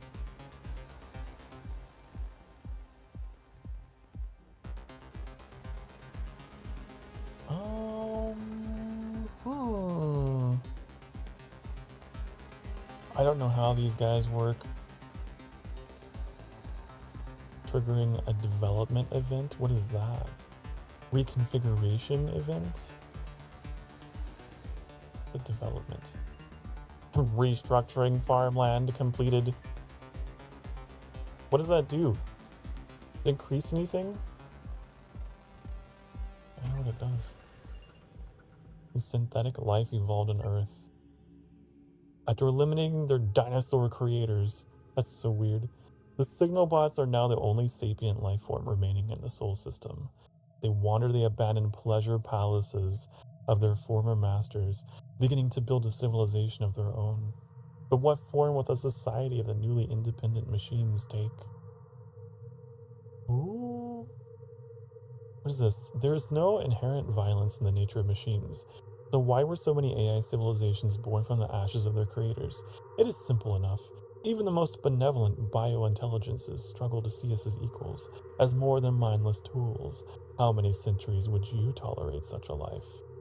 Ooh. Oh no! Okay, so we can change their behavior. We can make them idle, observation, or expansion. Huh. Shift to standby mode. Production is slowed. Already placed on learning about other species. What if we made them kind of like... What if we did this? What if I attempt to make an AI civilization that was not murderous? Is it possible? Is it possible? When they become independent, the signal bots began collecting data on their former dinosaur makers and any other civilizations they could find. After their violent war for independence, it was a priority to avoid similar conflicts with other species in the future. Maybe I did it. Maybe it's doable. I mean, never mind the fact that they have like lasers and rocket launchers for arms. I'm sure they're peaceful. I'm sure they come in peace. Where's their resources? I think this is their resource bar. Machine production halted. Huh. I don't know how they function apart from the biological species, but we'll find out, I guess. And make them utopian.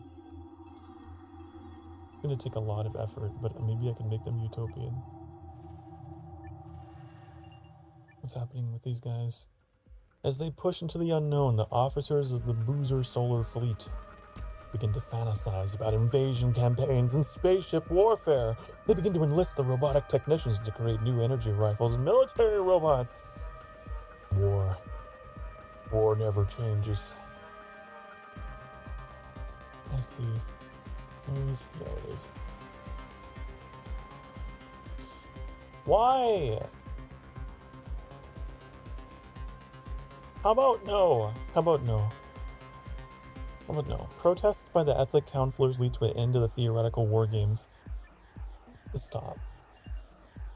Stop trying to militarize your starship. Please, depopulate while you're at it. Okay. I want everyone to live in peace as much as possible. I do. Have you been sitting for the past hour or so, honey? Well, it's time. It's time for a break. Looks like we just got the Wondorians to finally stop overbreeding. Okay, that should help with their resource scarcity. But yeah, it's time for our hourly break. So I will see you all in a few minutes. I'm gonna go get some hot apple cider for my voice. We had a moment earlier in the stream where my voice, it sounded like I was going through puberty all over again. I'm gonna go get that. I'll be right back. Be good. Mwah!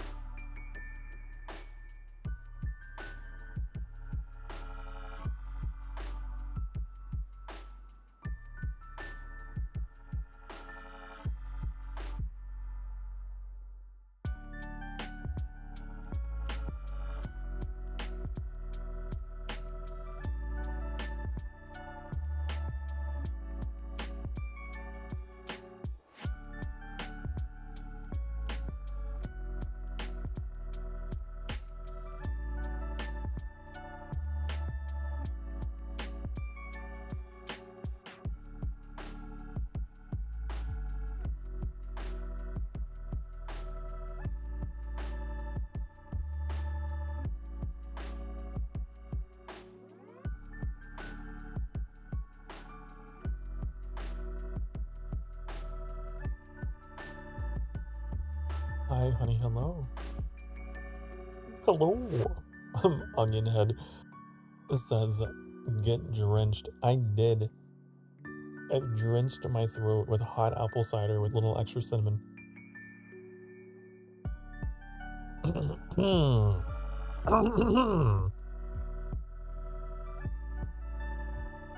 So my voice is all warmed up and soothed.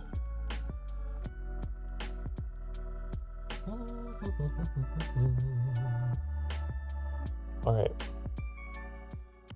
Last we left off, we had the solar system get taken over by horrible AI machine things, but we're gonna try to make them peaceful because I'm kind of curious about that. We also stabilized the population of these guys. I'm still worried about their resources, but no, don't go back up. Our species produced many eggs this generation. No! Stop. No, now when oh. Oh man, anytime I gamble on population growth or resource, it's like it does the opposite of what I want. You know? Great, they got an event. Oh, they're building spaceships! Speculating on massive profits and power in a distant future, the factions of the Kepler system start to outfit an interstellar expedition with the mission of establishing a permanent colony in the Alpha Andromedae system. Why? Why that system? There's another species that's already headed that way. Why would you do that? Why would you do it?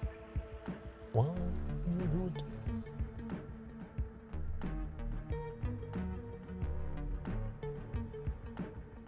No, I need like a secondary system for the dinosaurs to like make a comeback.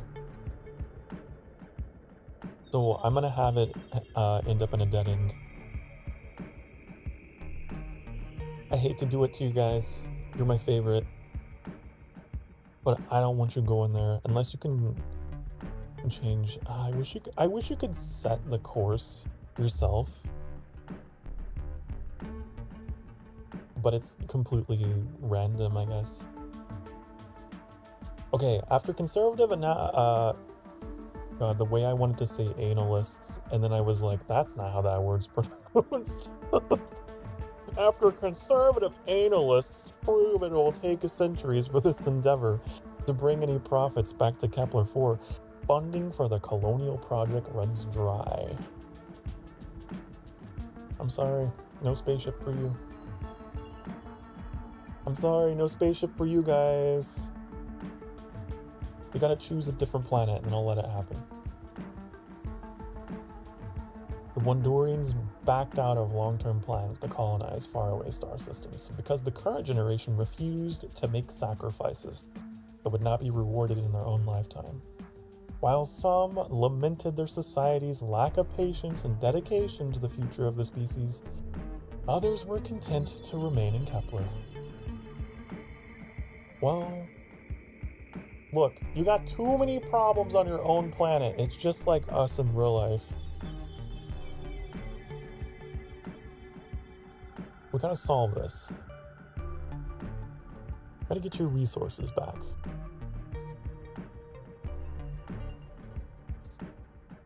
Okay. But more importantly, I want them to be there. Because if I send them out there, they're just gonna collide and be like, no, my planet, no, mine! And then my whole objective for galactic peace will be shattered. Okay? We can't have that. I'm curious about these guys.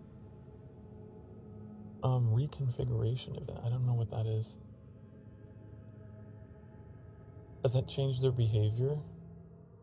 What does development do?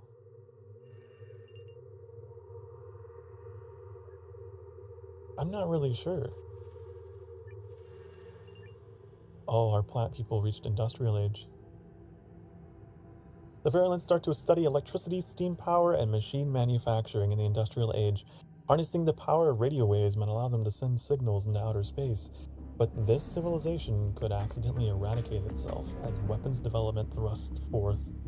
A weird phrase to use. Interference with the planet poses a serious threat to the ecosystem that has sustained virulentity through the ages.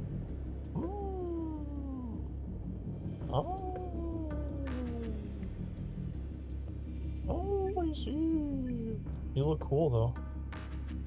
You look pretty cool.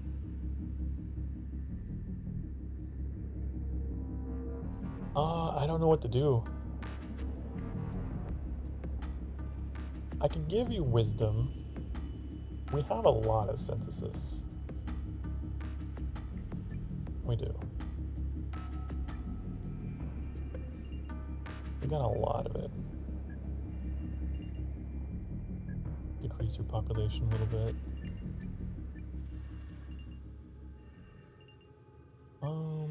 Even though I think you get a penalty if you have like too low of a population for your age. Like this one, I think they're getting a penalty. So they have sparse population density. Research is mildly reduced.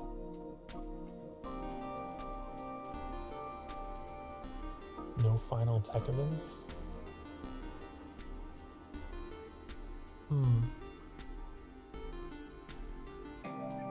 But it's fine. It's okay. A virus race? No, they're... I don't know why they call themselves virulent. These are like plant-based people. Why are they called virulent? There's like a reason for the titles of these different civilizations.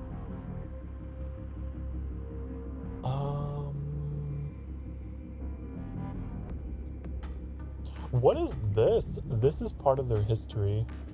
I don't remember this. Depopulated by comet impact aftermath. The few remaining virulent lost themselves in sexual escapism. Their people miraculously survived the crisis, but knowledge of their technology was neglected and lost forever. Oh yeah, this was the planet that was struck by a comet. Wasn't it?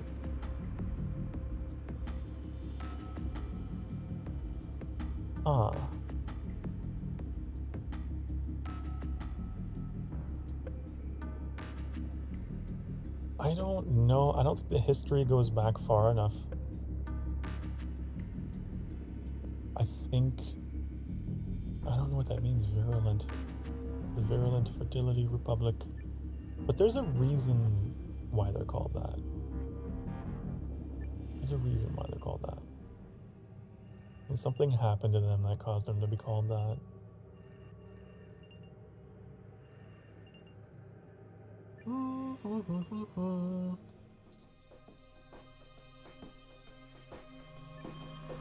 Okay, got another event for the ship.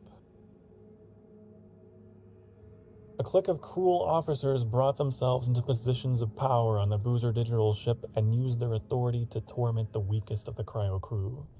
Nobody gets killed, but daily life aboard the digital crucible will become horrible if this is allowed to continue. Oh, we got a Game of Thrones quote. Everything I told you was a lie. This isn't happening to you for a reason. Well, one reason. I enjoy it. Ramsay Snow. Ramsay! Wasn't he like the sadistic guy that was like... I was so glad when he died in that show. Did not like him.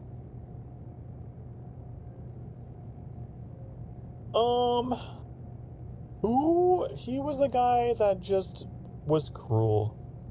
He didn't have any ambitions at all, except for just...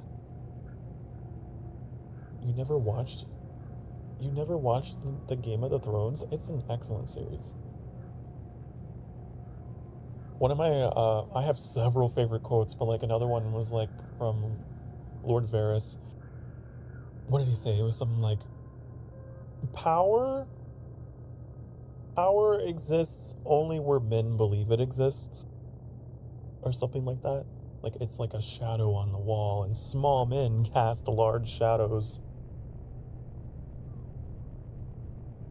It's a show with a lot of just lines like that make you go, oh, interesting. Anyway,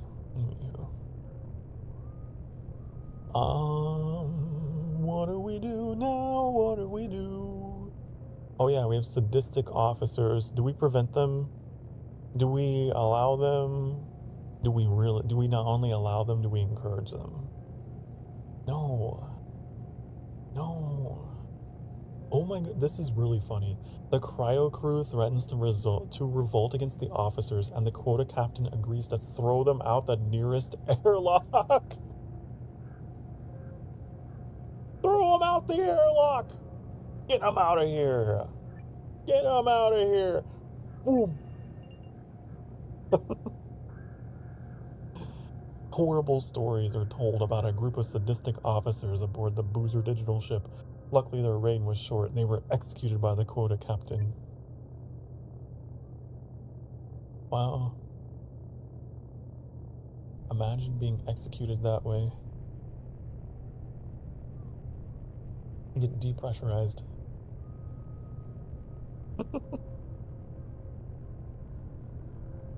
Okay, well, now that we only have 44 synthesis left, we should probably start farming some of it out of someone. These guys. I'm getting out of them. How do you grind the currency? Oh yeah, this down here, behind me, kinda, down here. So you get +2 every time you click on this, which will give you a random negative value to one of these. You can also get +1 from just a neutral flare. I don't think it does anything. This doesn't give you anything. This is a random positive. And these very specific ones, you spend 1. But you can also get synthesis from certain choices, like the event that we had. I usually have a species out in the corner of the galaxy that I do not care about, that I just give them a horrible, horrific time so that I can get currency out of them.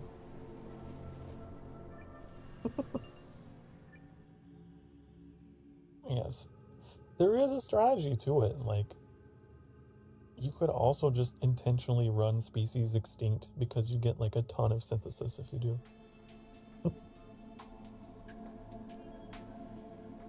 A new religion arises in one of Tau Ceti's industrial areas. Maru culture is transformed by the spreading of its doctrine. As influential farmer autocrats, propagandists, and radio stars convert to it in large numbers. And they say GTA is violent. I'm just saying it's a path you can take. You don't necessarily have to take it, but it's a path you can take. Alright? Alright, so we have a religion that is going to result in explosive population growth and resource exhaustion. Now, we had something like this happen to the Wondorians, and we got it under control, but it took a while. I don't know if I want to go through that again. I don't know. I think I would rather have this religion turn fanatical. The followers of the new religion grow fanatical, meeting any opposition to their faith's teachings with violence, because at least we get synthesis out of it. That's a horrible outcome for you guys, but hey. But money. They're on their way out anyway. They're in the Stone Age. They've got a fleet of ships coming at them from age 9. They're done. They're done. We might as well squeeze what synthesis we can out of them, okay? Because they're They're about to be eradicated, okay? I'm like 90% sure these guys are just gonna boom, boom. You know? This is my logic. This is how I think about it.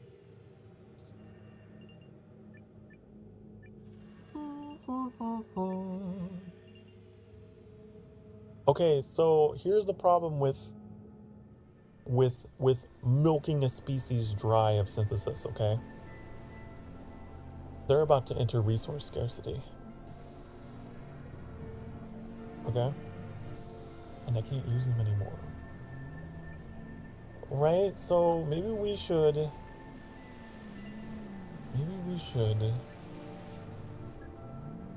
I don't know.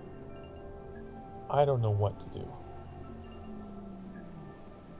I don't know what to do. They got 33 years left. They got 16 years. I'm making it worse. I'm actively making it worse. But the Wandorians reached the light speed age. So... My lord, you're taking a path I can't follow! What do you mean? What do you mean, Onion? We'll have peace and security in my new empire!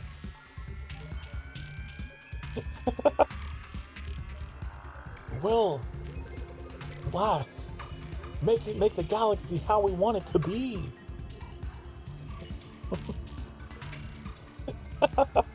Your empire! I love episode 3. It's so quotable. Racing into the light speed age, interstellar journeys are shortened from centuries to mere decades. Wandorian civilization sets new speed records in areas such as quantum state computing, light jet manufacturing, and mining for resources from faraway planets.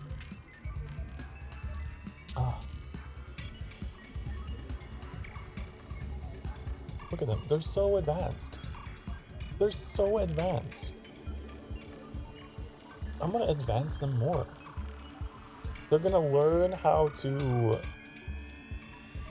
do genetic modification and cloning. Perhaps even creating new life forms, such as trash-eating plants. That's pretty cool. Do it. Just be careful about your population. Be careful about that population. Oh, honey, what's happening here? It is tradition among the Scorpions to throw long, wild celebrations after successful battles. A victorious settlement honors their heroic axe fighters for several nights with songs, intoxicating spirits, and sexual indulgence. Philosophers, however, have observed that many fighters have grown more interested in the wild celebrations than in the battles themselves. Oh, shit. Honestly, though, I don't know if I want to have a hedonistic culture out of you guys, because you already only have 12 years left of resources. I mean, you could make the argument that you might as well party. You might as well just have the biggest party you ever had in the galaxy, because you're on your way out in 12 years. But you're costing me. You're costing me here. You're costing me, and I don't know about that.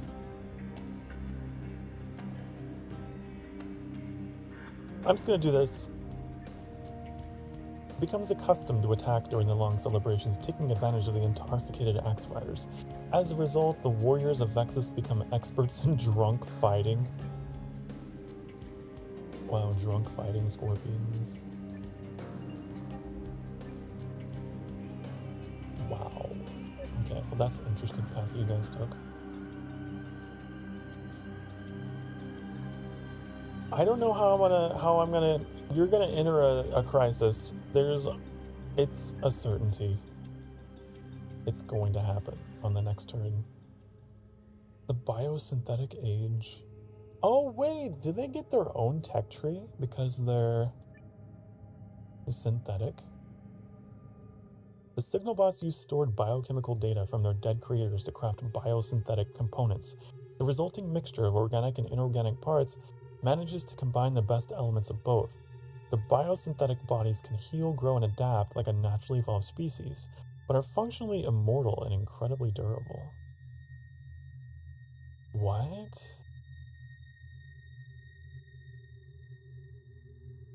What is this quote? Damn biosynths freak me out. Just shooting one's bad enough, seeing ragged holes with blood and hydraulic fluid leaking out, and the thing barely notices. But when they stop to eat your buddies to recharge, that'll rattle just about anyone. Well, that's terrifying.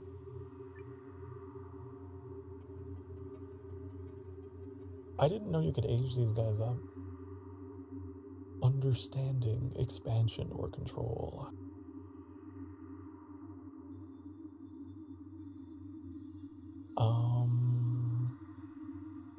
Again, I really want you to be good and nice and kind.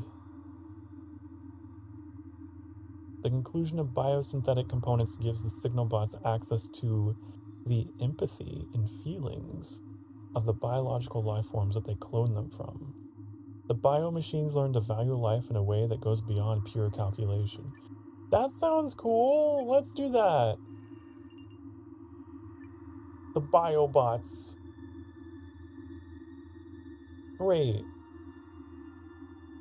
Well, that sounds nice.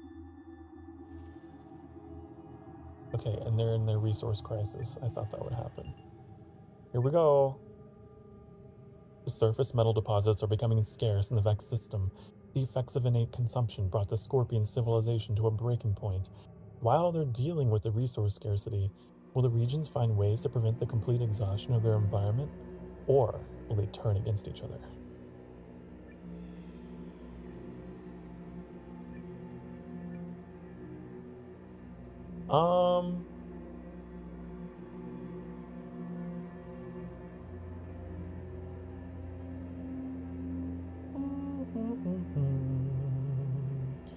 Resource wars.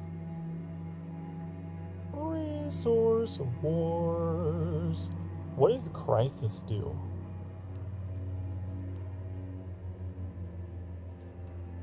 I'm curious what Crisis will do. Let's see.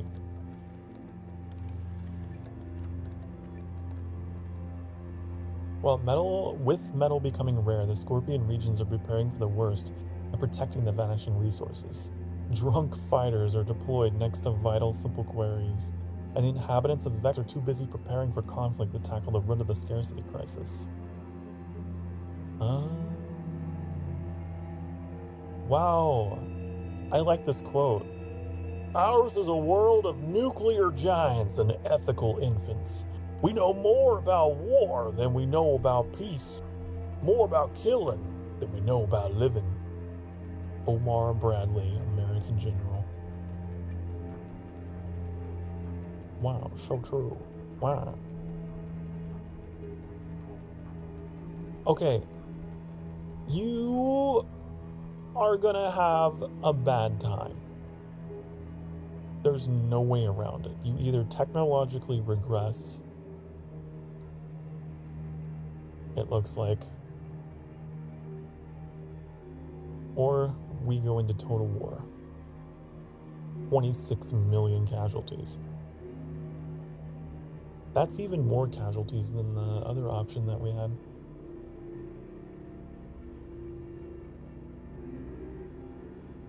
Oh, I guess I'll spare you so that I can use you for more synthesis. And take you back to the Stone Age. Oh, I don't... Wait, it's -%. Is it just gonna trickle backwards? I wonder...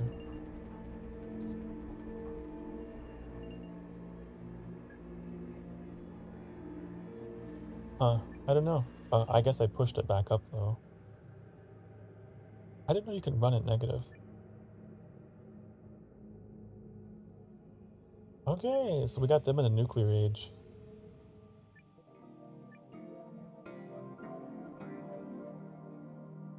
I'll put you on advancement. But you gotta get that population down, honey. Man, whenever they enter the, like, atomic age or whatever, I feel like that is when everyone's population just goes crazy. Which makes sense. It makes sense.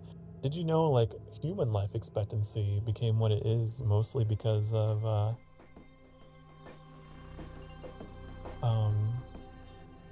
all the medical advancements and things that we made, like, in the 50s, 40s?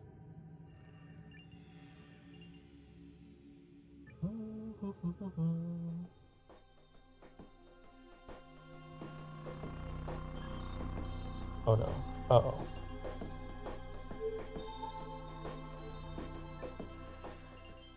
Antibiotics and all that. Fleet destruction! Uh-oh! Fusion reactors of a solar ship are threatening to go critical. The entire ship must be evacuated. The remaining scholar captains are split on a rescue operation, with some worried it will endanger the entire hedonistic fleet. Okay, but that's not good. Okay, I don't want extinction. I'm gonna use my synthesis to save you. A team of hedonistic fleet robotic technicians board the damaged solar ship and carefully repair the fusion reactors. There you go. A solar ship with unstable fusion reactors was rescued in the nick of time by a team of the hedonistic fleet's best robotic technicians. You're safe, thanks to me. Thanks to me, you are safe. You're welcome. What can I say except you're welcome? Okay.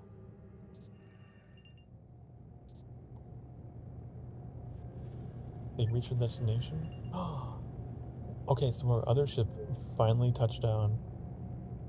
The Boozer digital ship finally arrived in the Alpha Andromedae system. Using all the materials of their crucible, the Boozers will try to establish their first city on Alpharats. There we go. Okay, see, they're back in. Now we can't give them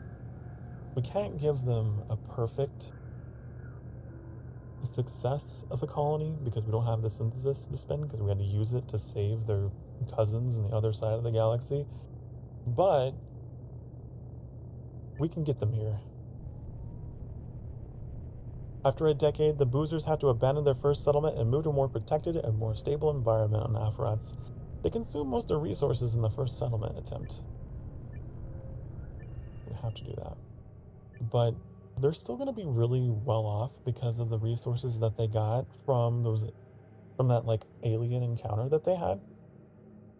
They have 48 million years worth that they've still got, that they brought with them. The only concern I have is this. If something happens to them, they are going to suffer 142.8 million casualties. If they get, like, a really bad thing happen to them. They only have 9,702. That would be a wipeout. So, I want to get that down.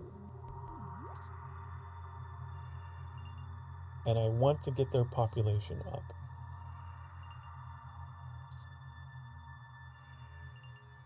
Because that is no bueno.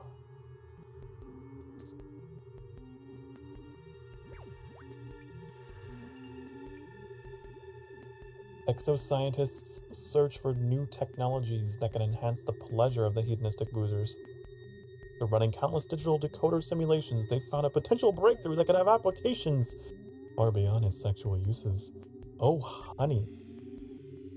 This is the answer to our population problem. Maybe. Right? This is it. Do it. Do it. Do it! That's gonna help them age up quickly enough that we can then choose advancement. Easy. It's genius. It's a genius plan. We also have this.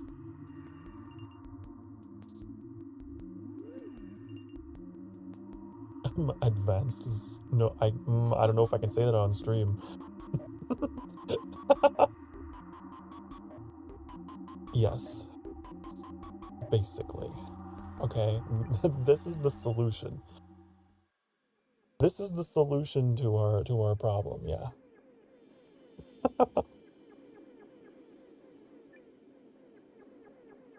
The competing factions on Virgo set up sophisticated espionage networks and monitor each other's radio communications closely. One day they pick up something very different. The radio test signal from the Wandorian civilization. Too bad you don't have the synthesis to like really enjoy those signals, because like I could give them knowledge, but it would be negative.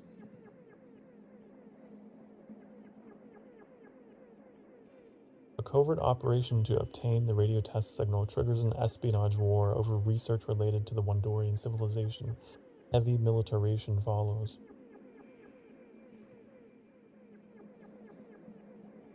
Militarization. I don't know. I don't know if I want to do that. I'd rather you be ignorant. I'd rather you be ignorant. Oh, how are you guys doing? You good? You doing good over here?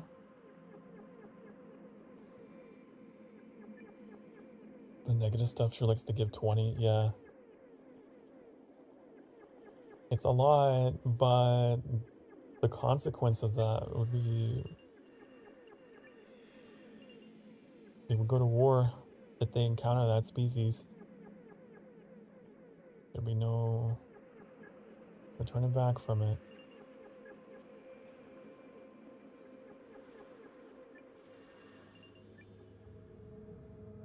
The Maru have reworked the natural cave networks of Tau Ceti 3 so they could be used as storage and cooling facilities for hunted and gathered food.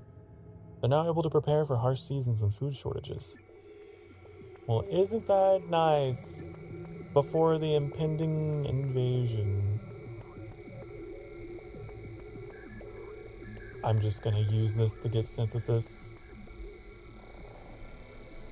The caves are too fragile and quickly inhabited by rodents. The stored food is lost. So sad.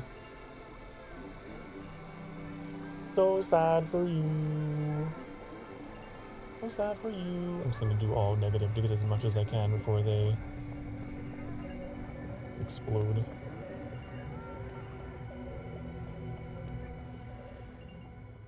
Acceleration age. In the past, the biobots were restricted to follow the ancient directives built into their most fundamental programming. Now, however, a breakthrough has been made that will allow them to rewrite their basic frameworks. The biobot overload will face a major crossroads as they decide how they will define their very selves. Not bound by the whims of a long... Wait, you know what? I should do this. So, the character that I'm playing is going to be like a very inspiring robot, very charismatic robot, okay? Not bound by the whims of a long-forgotten programmer, we could decide the form of our own soul, and yet the minds making these choices have been shaped by that same programming. Could any decision truly be free? Truly our own? Okay, well... maybe. Is that a good thing? Maybe. Could be. Each biobot's free to set its own rules. As every individual chooses their own path, a myriad of factions and philosophies emerge, each showing the value of its creator. Look, they're becoming more human. Isn't that nice? Isn't that cool, I guess? That's a development event. Oh, are these just... Oh, just events for... Just generic events, I think. The operations of the biobot myriad have become extremely inefficient. For time, they've become plagued with countless minor glitches and calculation speeds that are far below acceptable standards. A radical solution is created to solve this problem. A full reboot of every single frame to restart the entire civilization with a fresh operating pattern.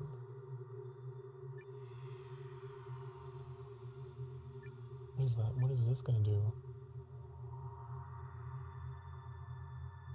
What is this? Why?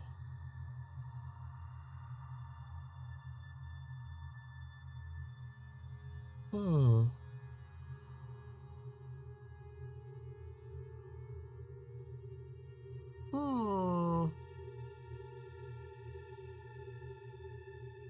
What if I want more synthesis? I'm gonna have you descend. Many frames resist the reset, afraid of losing key elements of their personality matrix. In the end, the machines must be reformatted by force. Well, that was interesting. So that is just a generic event. Reconfiguration, I think, changes the behavior.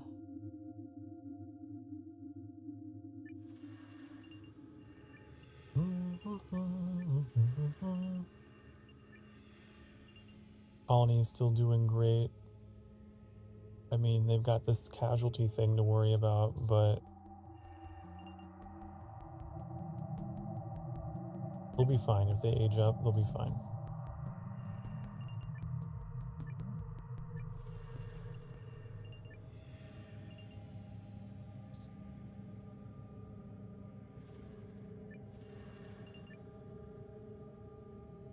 The Wondorians are bored by the virtual games their ancestors played, yearning for something more real but safe.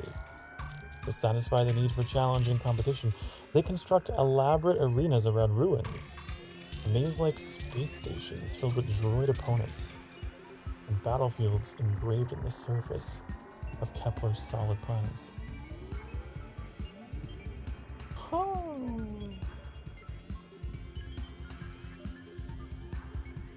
Well, that's cool, I guess. Why do you have to do shit that's gonna tear into your resources? Why do you guys do this?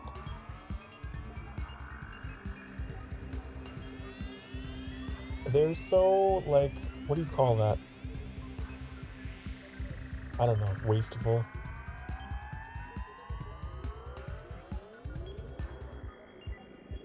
Fine. A moon of one of Kepler's gas giants is rebuilt into a battle arena paradise with many different stages, and an ongoing supply of droid opponents.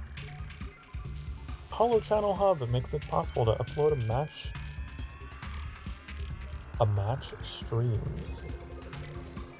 I'm guessing they meant makes it possible to upload streams of a match to the Wondorian networks.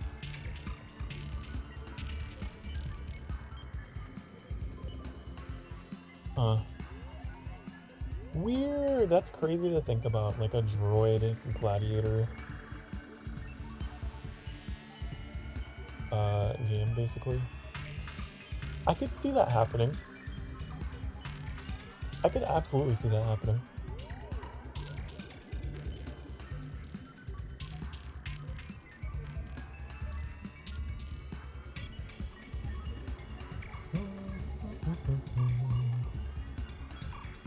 Trying to get them all stabilized there. How my scorpions doing? You guys are still suffering from resource scarcity. I know it. They made contact. Okay, here we go. A bright new star appears in the sky of Tau Ceti 3. The Boozer solar fleet has been spotted, provoking debate among both Maru propagandists and the hedonistic fleet's crew. As the hedonistic fleet begins its analysis of the pre-industrial civilization, its leader ponders their next action. I like that we have very specific, different dialogue because we have encountered a pre-industrial civilization. That's kind of cool that we appear as a star in the sky, because they wouldn't have any other explanation. Yeah, so this is surprise attack, full invasion, hasty retreat. All of these result in conflict. Every single one. Well, maybe, I guess this one isn't. Just like I thought. Just like I thought. We're gonna do observation because it doesn't cost anything. I figured this would happen. After a lengthy observation period, the leader of the Boozer Solar Fleet makes the decision that they should conquer the Tau Ceti system and begin planning a full-scale attack.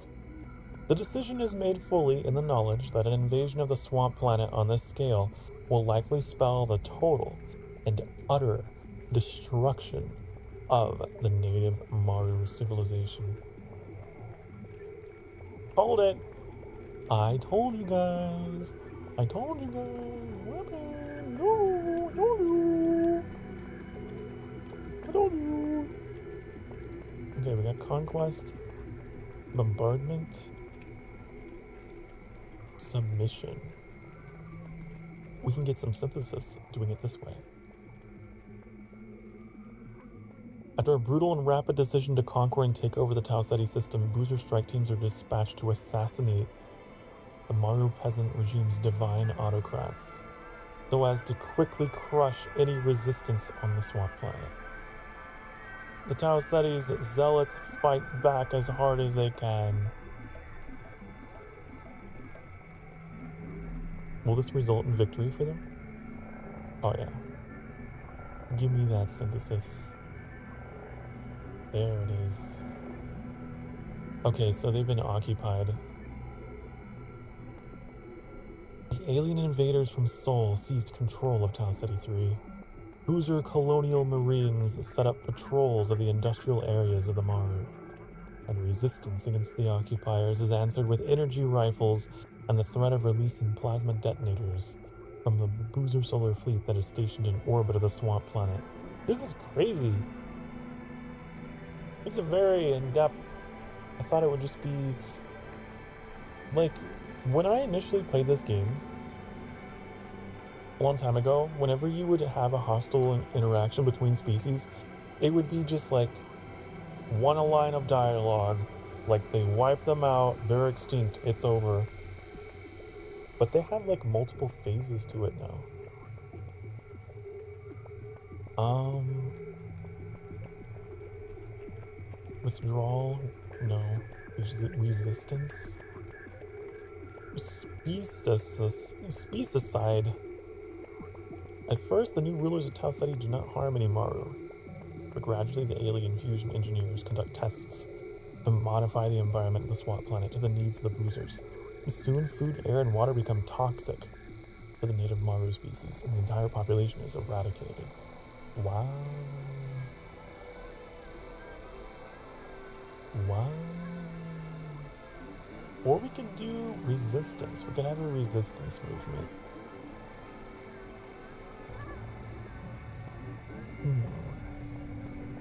But I don't know why. If we have this interaction dragged out, do we get more synthesis out of this than plus 20? Let's find out. Okay, we had them fighting. The differences between the Maru and the Boozers are simply too great. Tensions rise until the leader of the Boozer solar fleet decides to strike, sending colonial marines to capture several vulnerable native industrial areas. In response, the Maru peasant regimes deploy bomber groups to drive the interstellar visitor from the Tau Ceti system once and for all.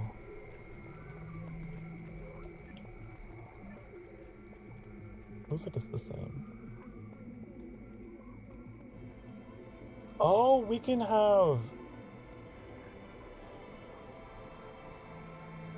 So this option... The Boozer solar fleet bombards the swamp planet with plasma detonators, and the Maru do not hesitate to retaliate with their own poison gases. Whoever wins, Tau Ceti 3 will be rendered uninhabitable. That seems worse. So they'll end up leaving to go to another planet after they run them extinct. That seems worse. I should have just gone with the first option, huh? Without resistance. I can still take the planet from them, but I won't get any synthesis out of it. Oh, this is an interesting outcome. Where they get conquered, but they end up capturing a spaceship to escape.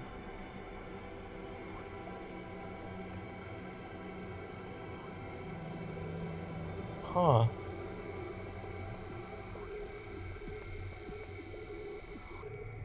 I don't know. I kinda want to do shock tactics. They were a frustrating species to manage. I'm just gonna do this. The Boozer's solar fleet deploys colonial marines and lightning strikes across Tau Ceti 3, forcing the Maru to stretch their forces thin. The Boozers take the initiative early, while the Maru peasant regime struggle to hold the Tau Ceti system. There we go. But we got 102 out of that.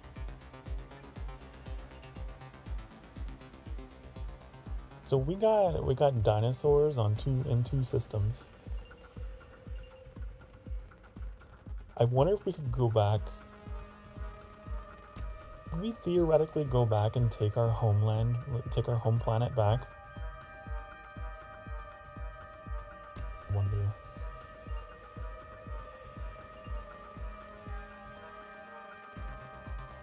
We could like intentionally weaken these guys. Go back and take it back. That could be kind of cool.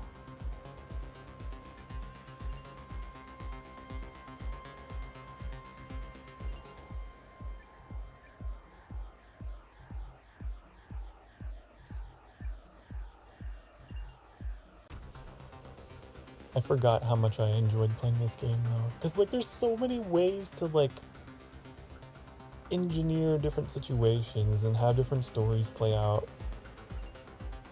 If I had chosen to allow one of them to steal one of our ships, I wonder where they would have gone. I mean, we'll never know, but like... Interesting. I kind of wish this game had a quick save feature. It doesn't. You just have to commit to your decisions. You can't go back on them. But sometimes I'm like, man, it would have been cool to see, like, what would the outcome have been for that?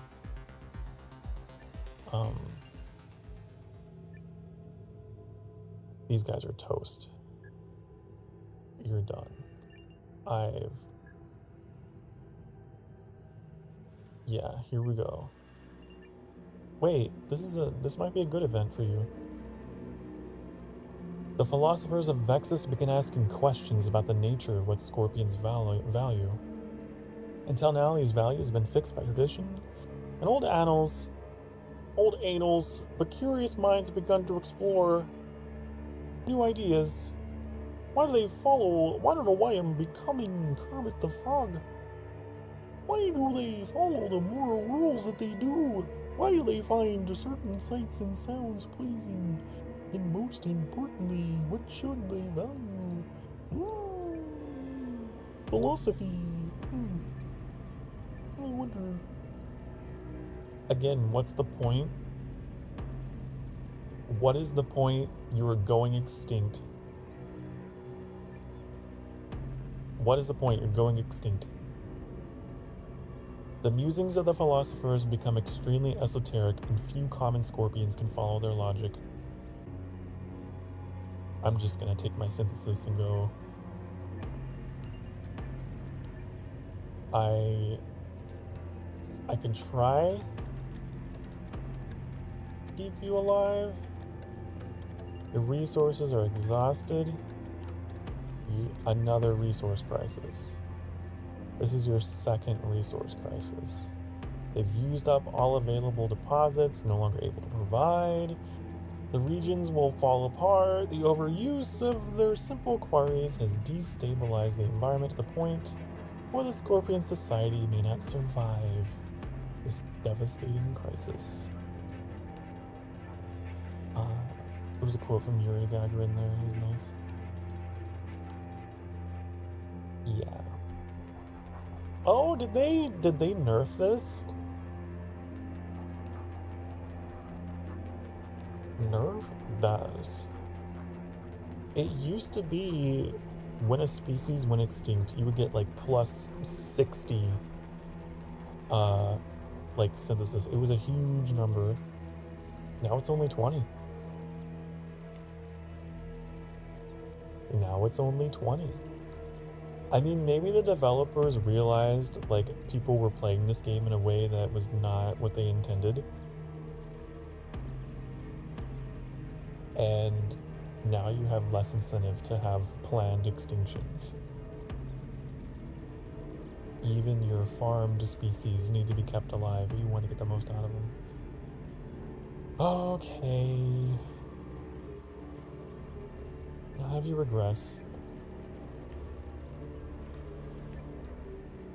Okay, they're gonna become tyrannical. The scorpions managed to live without surface metal deposits, but at what cost? The regions make cruel and atrocious choices to create a new society from the ashes of the scorpion settlements. While redistribution is organized by the rule of the Bronze Axe, many scorpions may not get any of the new resources. If you want a picture of the future, imagine a boot stamping on a human face forever. 1984, George Orwell. Wow. Oh my goodness, this is a whole thing. Minimal repression, regular, and total repression.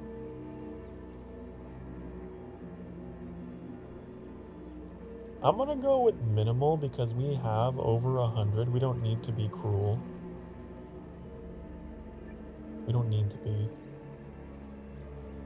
In the shadows of the disintegrated settlements, the scorpions are able to reuse the resources of their former regions. Inequality, however, rises, and archivists become drunk fighters. The stagnating population survives.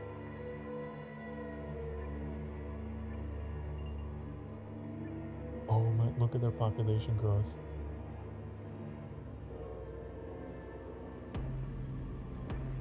Okay, I've gotta... Ooh, I didn't want to make it go down further. Sorry. That was a mistake. That was a mistake.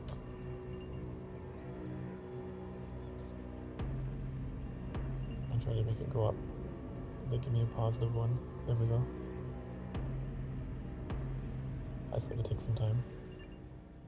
Depopulation. Uh-oh. Something strange is happening to the hydro farmers under the hot desert sun of Alpharats. Seemingly at random, as some boozers begin to abandon their settlement bases to run madly into the dunes, never to return. No one can find the cause of the strange condition, which affects enough hydro farmers to cause considerable alarm. That's an interesting one. I'm gonna prevent that because you guys already have a low population.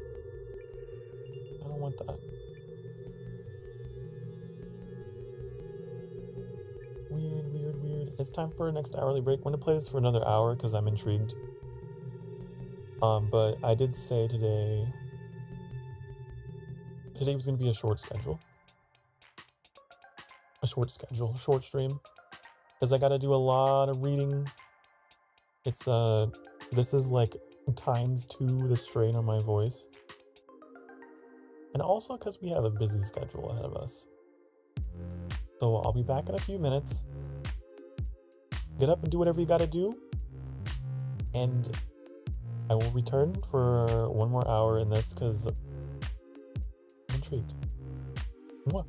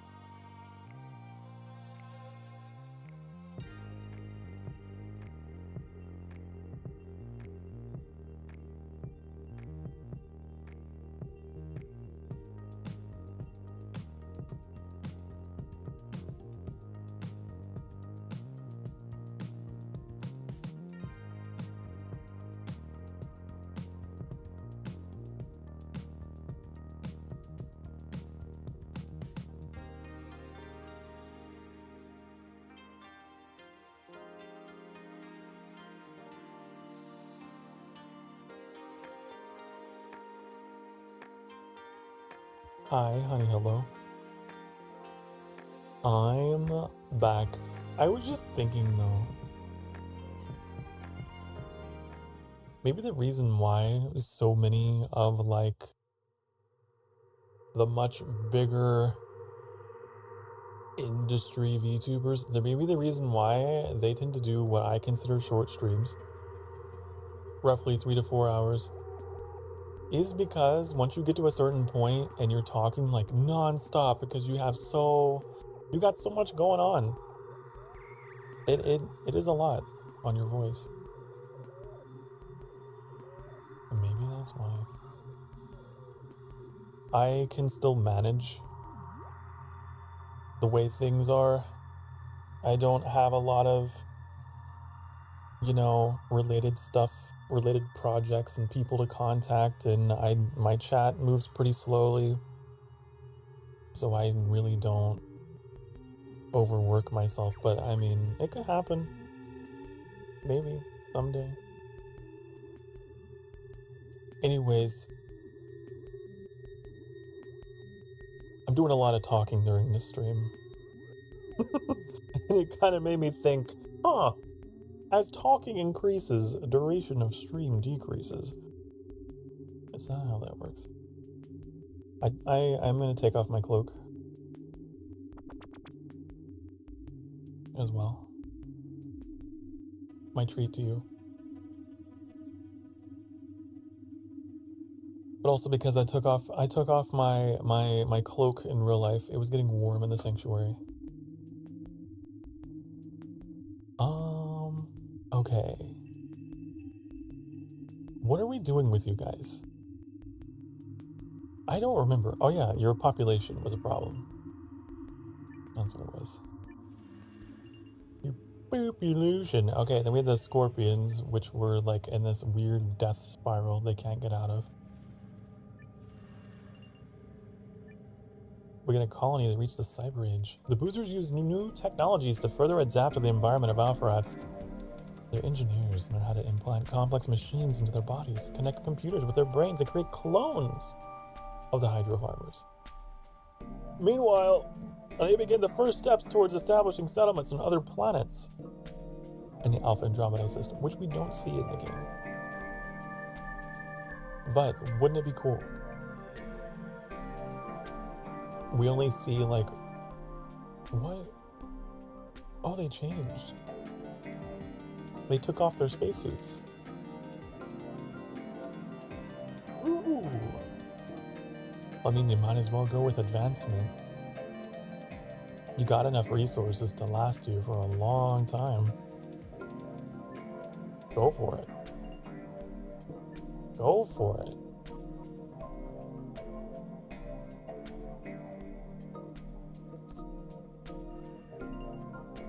I'm worried I'm gonna get like a little overzealous with their population growth though, and then they're gonna overpopulate.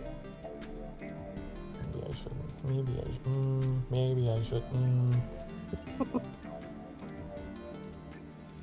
It happened before. It could happen again.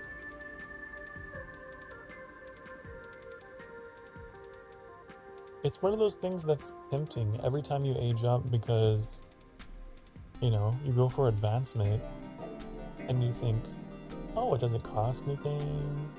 You give me resources, but it's also going to increase your population, which is already, I'm going to go wisdom. Bring down that population if I can. Quantum Age. The advancement of portable reactor technology gives the biobots access to enough energy to be fully functional for an unlimited time. Each unit is virtually immortal and fully independent, able to pursue their own initiatives without input from the myriads. Individuals break off to pursue their own projects, leading to rapid advancements in both technology and community structures.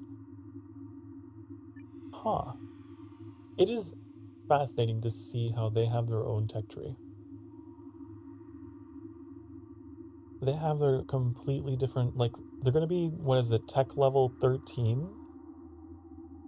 I don't even know if the other tech trees go that high. I don't know. I'm going to do expansion for you. I also don't understand And like Metallic was wondering earlier, like, where are resources? I don't quite understand what's happening here. Huh. It is mystery to me, but we have other factions to take care of here. I realize my mistake in letting you guys just indulge. My lord! What? What are you saying? What? Why are you all capsing? What's going on? You're building spaceships again. Your clothes! Yeah, I took off my cloak. It was getting warm, okay? It was getting warm. Alright? Okay. It was a little warm. Oh, I took off my cloak. When to find new life forms, relativistic engineers of the Wondorian Commonwealth. But of course, why do they want to go to Alpha Andromedae so bad? I don't understand.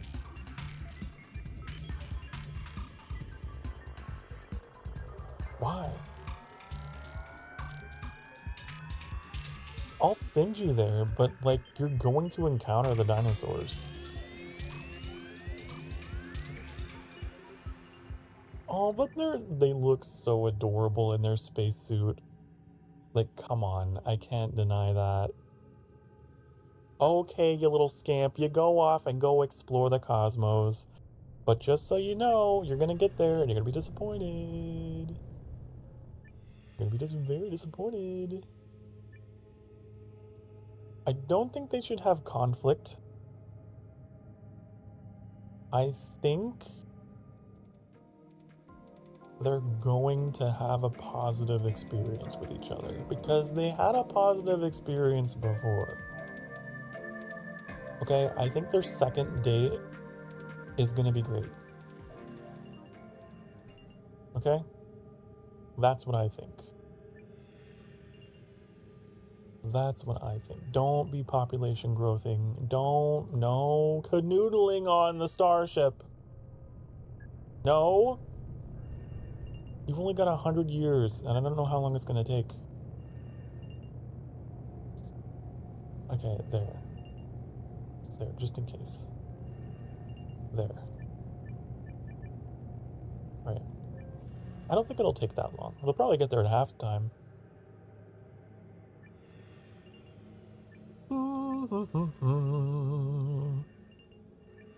How are you guys? You're doing pretty good. You're doing pretty good.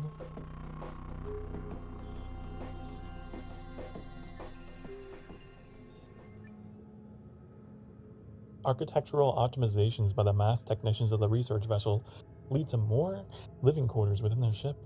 These modifications mean far more Wondorians can comfortably live on board. Well, that sounds great for everyone unless it uses a ton of resources. In which case, I'll be very unhappy. Oh, honey, what did I say? I said no canoodling.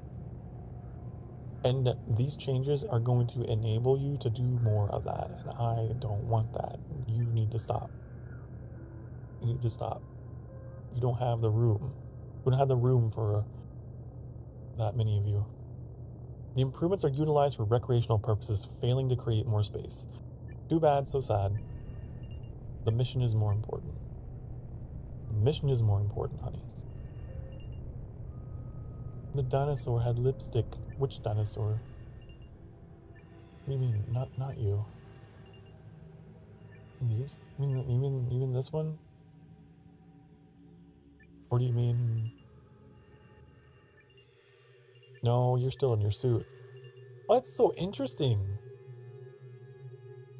Wait, why are they in a suit on this planet? Are they not... Is this uninhabitable? But here they're like... They're totally fine.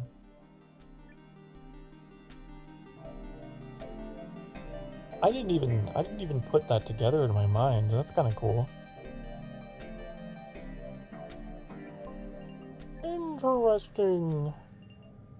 Interessante.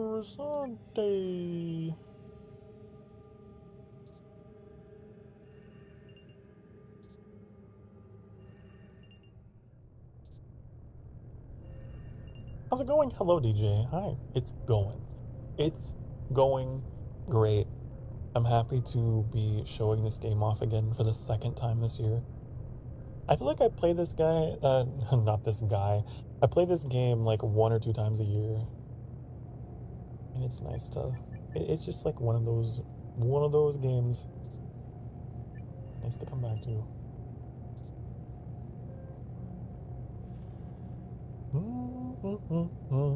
Okay, what's happening here? And now is my lord's happy hour. What does that mean? The foundation for the artificial overloads of the bruiser capture zone was created long ago by ancient military programmers. This historic codebase has resulted in very strange behavior, with many unexpected problems and glitches. Some exoscientists argue that it's time to discard the old optical computer systems and create a new AI to fix the deeper problems of their technology. Okay. But this is gonna lead to potential, weird machine status removed. Oh, that's good. This is gonna take the AI apocalypse event out of their potential endings. If they update, if they finally Windows update, if they update their drivers and they stop clicking remind me later, it's gonna be good for them. It's gonna fix everything. There we go. There we go. Yeah. No more potential AI threat for them. Now these guys, however, have still got it in their culture, right? I wish you could see what like statuses they have on them. But I'm pretty sure that they still have a risk of that happening. Because they're descended from the same culture. I think.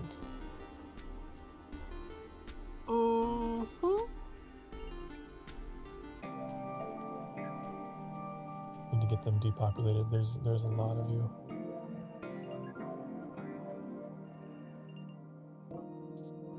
I mean, you still got 7 million years worth of resources, but like, I'm just trying to think long term here. Extra long term.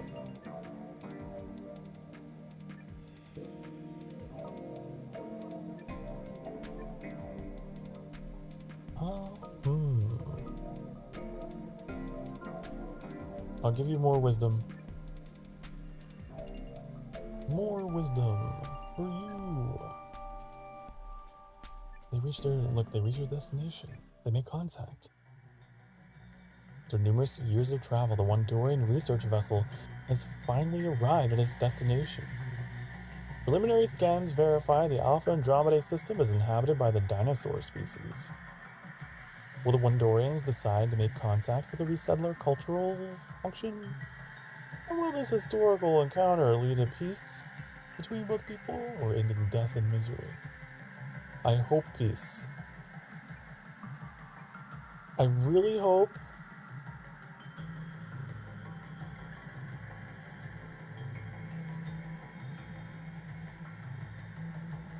repulsion.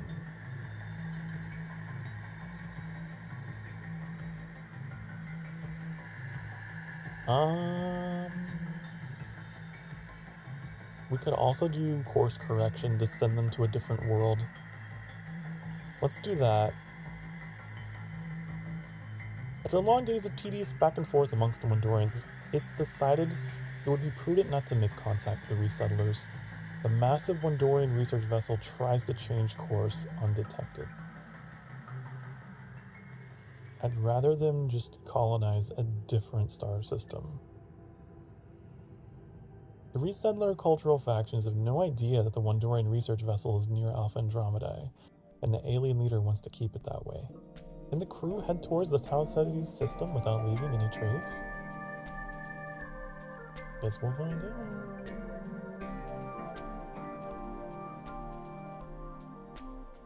Wondorians burn 50%. I don't want that.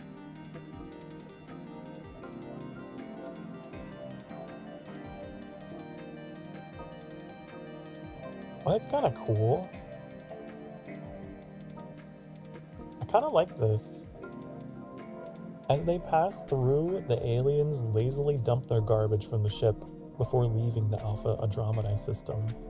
Years after the Wondorians have left, the discarded material finds its way to the resettler desert planet and is investigated by elements within the resettlers for evidence of their origin. Let's do that. You know, that's kind of... I've never done that. Sure.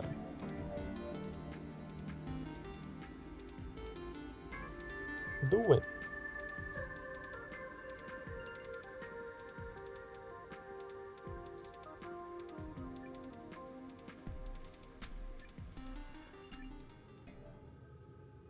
The Archivists of the Scorpions learned to harvest the ashes of Vexus's volcanoes, using them as the key ingredient in a robust building material that would last for centuries. The danger of mining active volcanoes poses great risk. I believe this is based on actual historical evidence that some of the Romans used volcanic ash in their concrete recipe. Let me double check because I don't want to spout misinformation.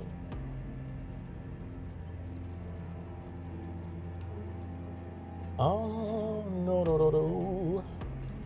Yeah. I am right.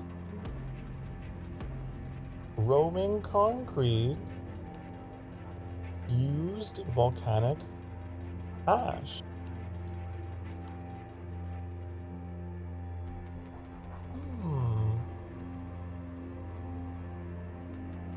Pretty cool, right? The more you know. So I think that is just a reference to that. Which is great. You know, you guys, I think you need this. This is going to give you resources that you need to become a civilization that won't die within the first 2 ages. As the regions learn the usefulness of volcanic materials, their settlements soon come to be dominated by ash-based concrete block structures. Gleaming obsidian becomes widely used as an ornamental facing, giving both their buildings and their personal decorations a unique appearance. For a scorpion civilization, I think the idea of having them do that is pretty cool. If only we could get like a visual of how their settlements look. They call themselves the Vulcanite regions now. Their population needs to be boosted though, I will admit. Their population is lacking. And I'm not getting any population buffs here, am I? Wow, okay. A great war threatens Kepler. Why? You guys are supposed to be peaceful. What happened? Access to the vast resources of Kepler's gas giants is vital for many factions of the Wondorians. A military incident over a gas mining colony leads to interplanetary war.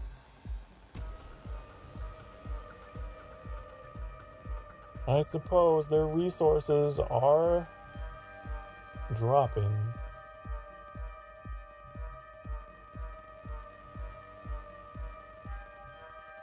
How about you embrace peace? I'm going to try to address this. The gas mining colonies are fragile structures in the home of many Wondorians. The Wondorian Commonwealth declare the entire atmosphere of gas giants neutral zones, where any kind of military operation is strictly forbidden. Let's do that. Oh, I got a lot on my plate right now. Okay, I'm going to reduce your population. And I'm gonna try and get you guys to have population here. If only we could do like migration between them. I mean, they don't even know that the other exists, so. But wouldn't it be cool if you could have like a multi-species civilization? I wonder how that would work. But that would be kind of cool. I mean, I have yet to establish peaceful alien contact and not have the game be like, oh, they can't live here because the atmosphere doesn't fit them and then they have to leave. I wonder if they could just settle and coexist permanently for the rest of the game.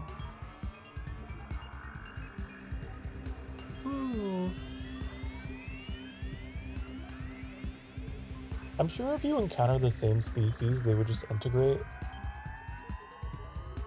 That wouldn't be a new game mechanic, but like, I don't know, it's all theories and whatnot. The Singularity Age. The Wondorians create machines capable of recursive self-improvement. These constructs can build even more powerful copies of themselves autonomously, growing their potential with each generation. The path to true artificial intelligence is clear. I think this is the last tech in their tree. I'm gonna give them advancement because they need resources. Machines transform themselves to take on tasks such as cleaning up the environment, building Wondorian habitation, and acting as caretakers for the elderly. That sounds nice. You do that.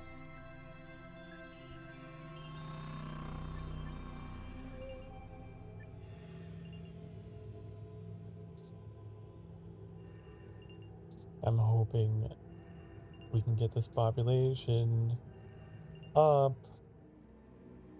Usually, I have species go extinct from resource crises, but population crises are much more unusual, because I try to stay on top of that, but...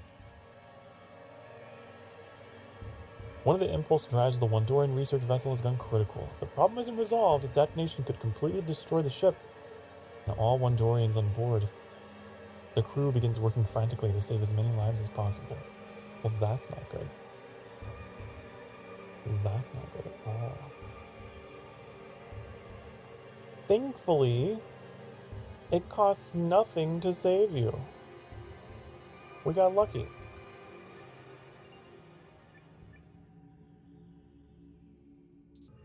We got lucky with that. Where are they going?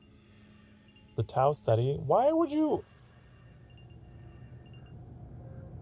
They keep going to systems that are already inhabited.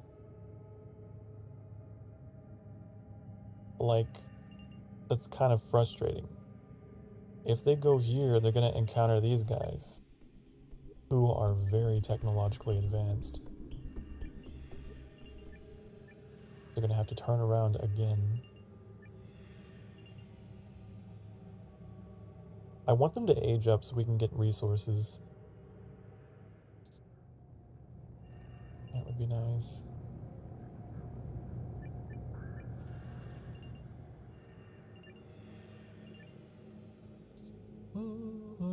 Same with these guys. We've just reached the Iron Age. Empires and trading states rise to power in the Iron Age. The metalworking Vulcanites forge tools and develop the skills needed to create simple machinery. While expanding theological discourse could provide them with a sense of purpose and the moral compass, organized religion also has the potential to bring about great atrocities. I just want you to advance. The Vulcanites produce mighty blades by mining and smelting resources from deep within Vexus, and new construction techniques accelerate their city building. This is going to help with your population. There we go.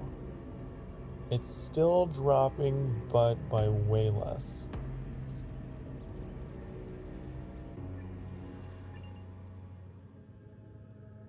Okay, we got Solar Age on these guys. Whoa, I don't know what's going on there.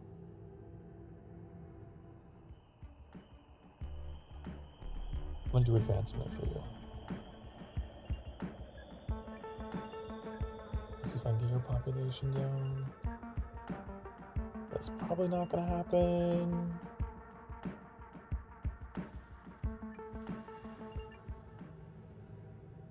Excessive boozers experiment with new forms of language to better express the truths of their lives in Town City 3. From which source will they draw the greatest inspiration? New language?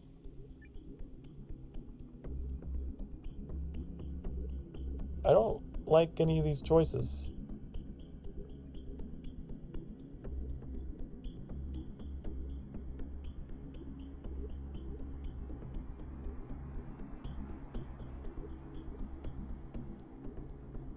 I don't like them.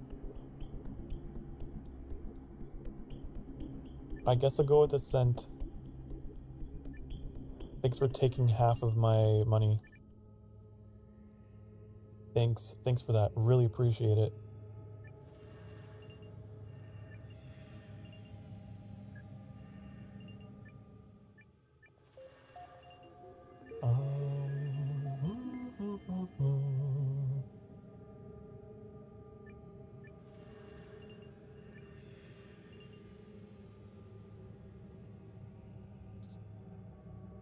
Okay, I'm gonna improve you.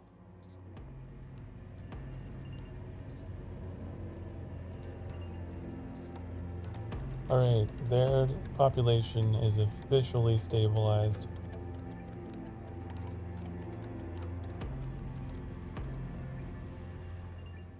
And these guys reached the light speed age. The Tauborn. I'm glad they called themselves that. The Boozer faction was kind of stupid. I hated that name.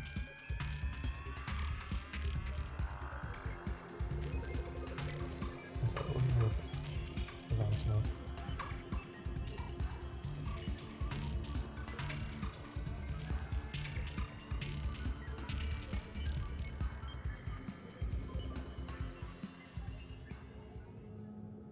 In an unprecedented move, a government on Alpharats announces they are merging with a powerful mega corporation. They claim the partnership will enable them to provide even better services to their citizen customers. Uh-oh. Uh-oh. I really don't want to spend anything on this. I really don't.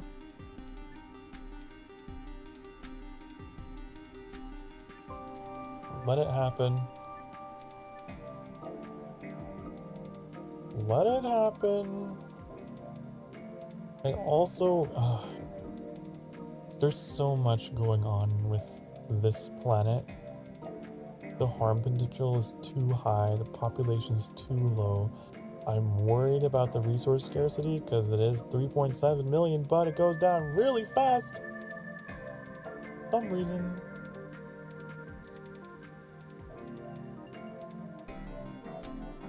Try to reduce the resource consumption rate.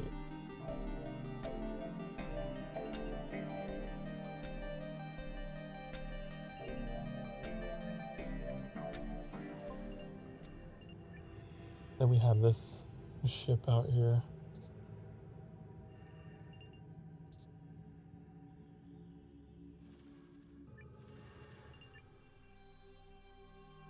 With developments made possible by universal synthetic intelligence, technology is shaped in such a way that there's now a tendency to print circuitry into every part of the environment. It's not just for scientific reasons, it serves an economic and even recreational purpose. A side effect of the proliferation in circuitry is that there is widening partial intelligence within some unexpected parts of the environment. Beyond other animals and computers, partial consciousness develops within vehicles and even everyday household appliances, which begin to behave in ways quite close to sapient intelligences.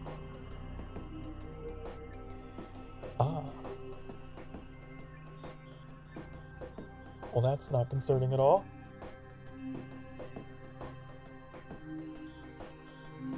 It costs nothing to allow this to happen.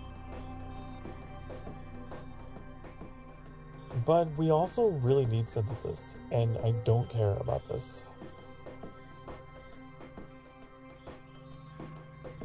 I'd much rather get it out of something I don't care about than something I gotta make like a dilemma on, you know. A toaster is a toaster, declares a prominent Kepler voice in a speech that is widely praised by conservative economists. Economists? The Wondorians are undergoing a seismic cultural shift as advanced circuitry is installed throughout the natural and man-made world. While some Wondorians try to negotiate new ways of living in a world full of new semi-conscious beings, many grow concerned as to what the broadening acknowledgement of personhood would do to the economics of the Wondorian species. Yeah, we're just gonna say no on that. A toaster is a toaster. A fridge is a fridge. No, they can never be people. No. Not here. Not on Kepler 4. A toaster is a toaster.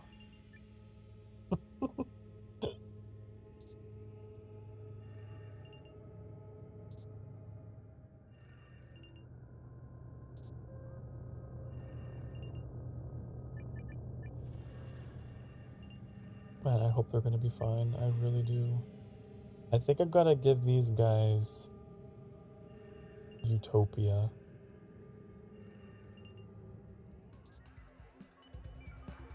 But I'm not getting anything for that. Wondorian mass scientists collected valuable data during their long expedition on the Wondorian research vessel. After many years of analysis, the research scientist is on the verge of a breakthrough, but is dying and requires all research crew to be assigned to the project. He's dying? Well, that's dramatic. Well, that's dramatic. Well, it costs nothing.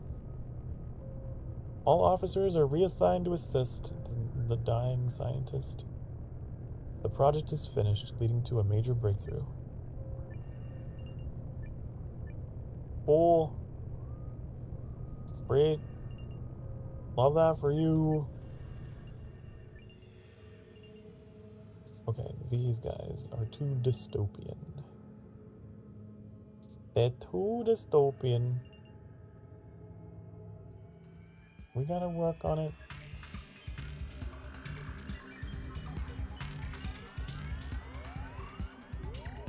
Oh, I chose the wrong one.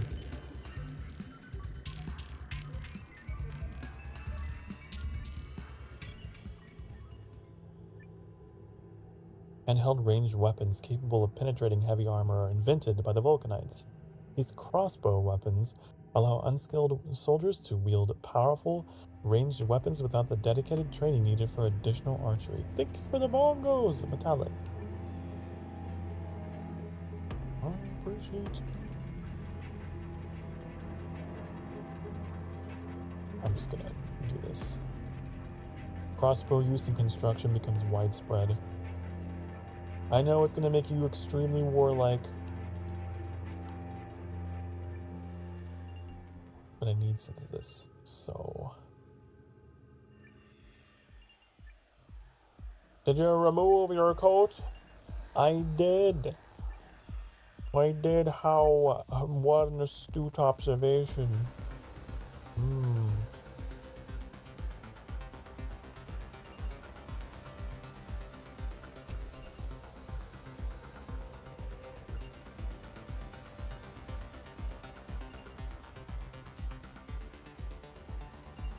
Come on. I need Utopia. I need it. Oh, the clockwork engineers of Ross perfected the construction of fusion reactors. These engines are needed for a possible divine journey to the Tau Ceti system. Why? I'm so happy that you're making spaceships, but why do you all keep going to the same systems that are already inhabited? It's not good. No. I'm gonna sabotage your spaceship, okay? It's not gonna launch. No. It's not gonna happen. It's not gonna happen.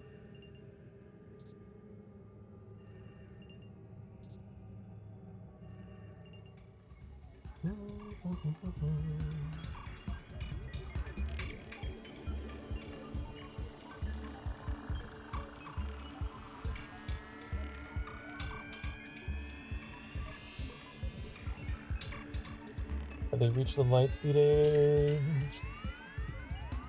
It's the holy system, Bimps. That's where all the good stuff is. Apparently, everyone wants to go to the swamp planet. Of the Tau Ceti 3 or whatever. Don't understand. They've only got 374 years remaining of resources. That's their other motivation for leaving, probably. But I don't want to. I don't want to help you. Extinction! A catastrophic gender reveal party. What? Throughout history, the Tauborn have been obsessed with elaborate gender reveal ceremonies for their offspring. From bizarre accidents leading to multiple casualties to destruction of entire jungles, these events often spiraled into chaos.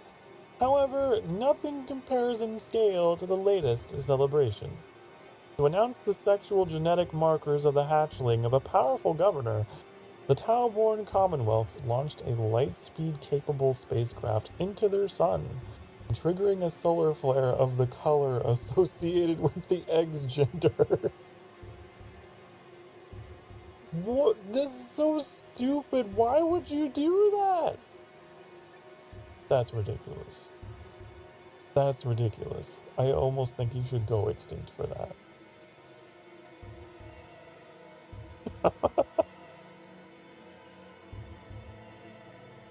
Oh my goodness.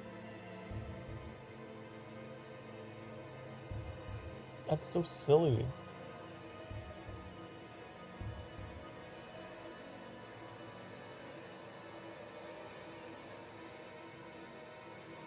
I don't know if I want complete extinction because reading the description, the implication is that it also destroys the planet, which would be bad for anyone trying to come here.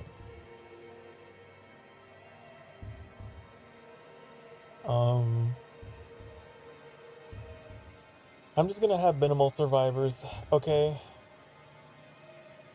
I think this is justice for such a ridiculous stunt. The resulting solar flare is vastly more massive than calculated. The catastrophic event devastates the population all over Tau Ceti, but leaves a small number of extremely disturbed survivors. They're slowly rebuilding their civilization with a strict ban on gender reveal celebrations, making them a capital crime. Oh my goodness.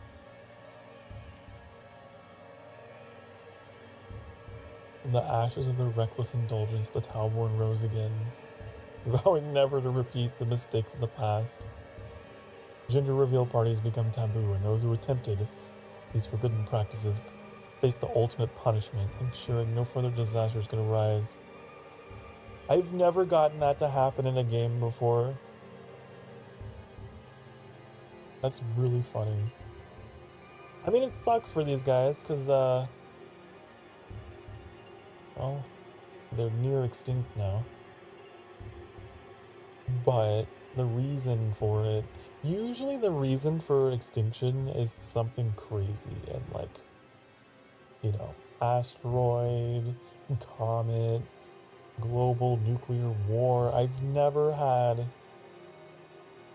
a gender reveal party by trying to check the color of the solar flare by essentially trying to nuke the sun. That's so funny.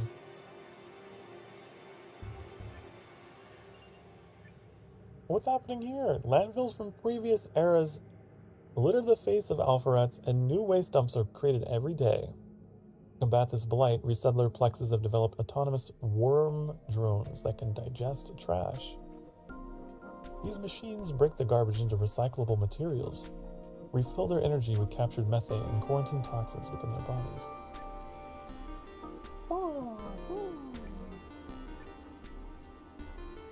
Well, that sounds great! What is that? Machine self-replication status added.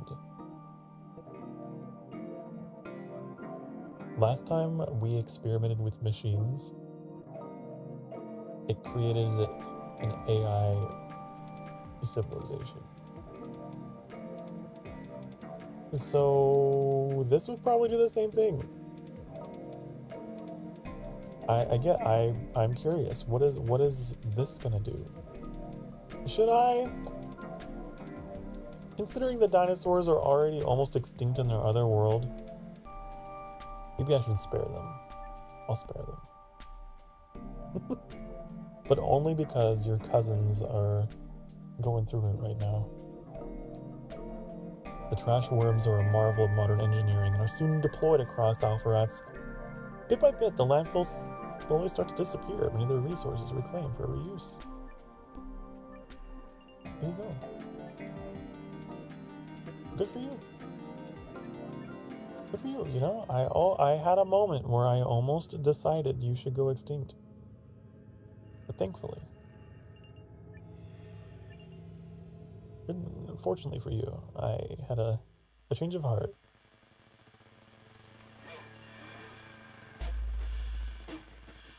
What is that noise?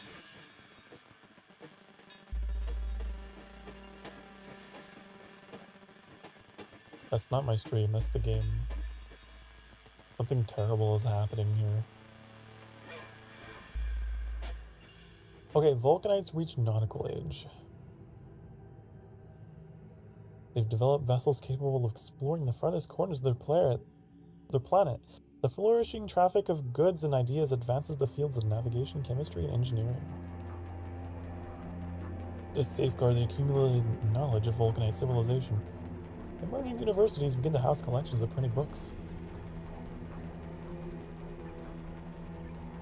Libraries? Libraries? How about wisdom? Wisdom for you.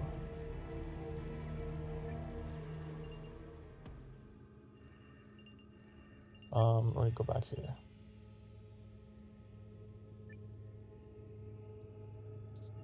Try to work on this population situation.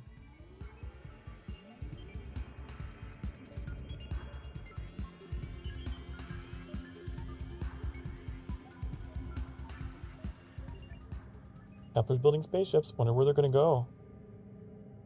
Most manual labor in the Kepler system is done by gas androids, supervised remotely by Wondorians. To make these tasks more engaging and fulfilling, administrative synthetic intelligences structure the work into playful challenges. The gamified workers start broadcasting their elaborate construction projects to a captivated audience. With the cooperation of a self-replicating extractor and multiple autonomous clusters, they try to accomplish the unprecedented quest of constructing a starship live together with their audience.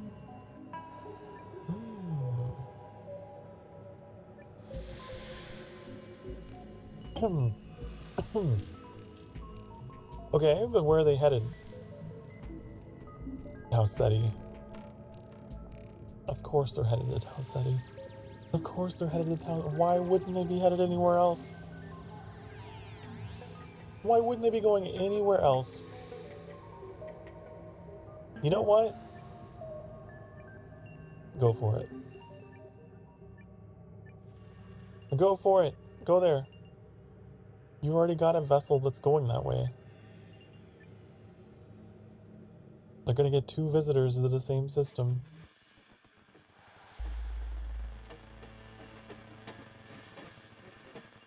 I almost wish I'd allowed the 3rd one to come here.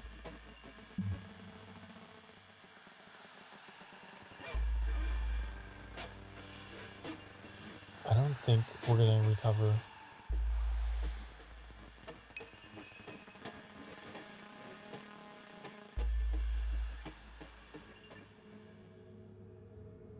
During the long expedition of the Wandorian craft ship, the resource storage units produced long ago in the Kepler system start showing signs of deterioration.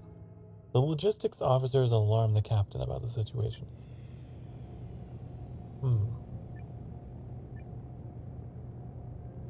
Yeah, we're gonna prevent that. Yeah, we're gonna prevent that from happening. That's not good for you. You just started. You just left orbit. Come on now.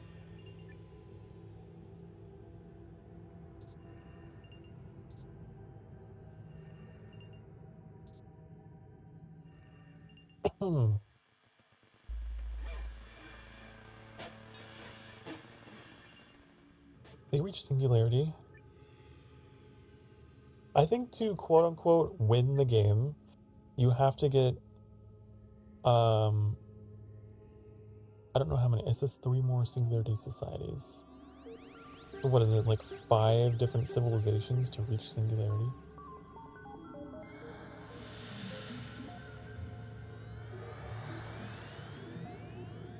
I think you guys are screwed. You're gonna be faced with resource scarcity. That's the thing that always takes out a late stage civilization, in my experience in this game.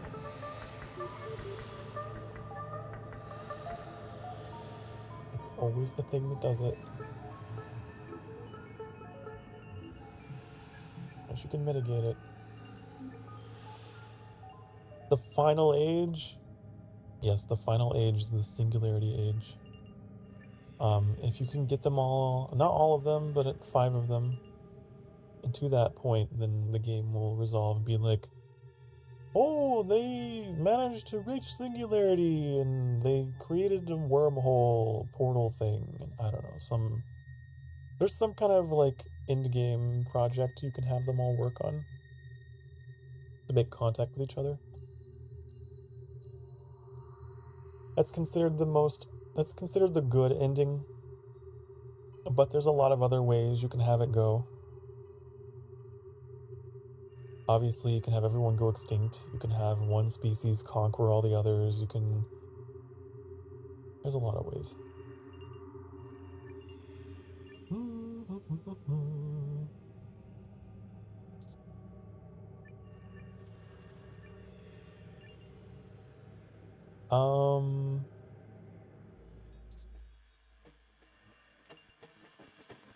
Maybe it's a good thing I had so many ships headed this way because these guys are on their way out.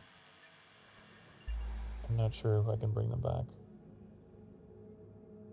As scientists aboard the Wandorian research vessel are trying to develop better treatments to improve the health of their crew. Okay. That's going to increase population. I don't want that. Nope. I don't want it.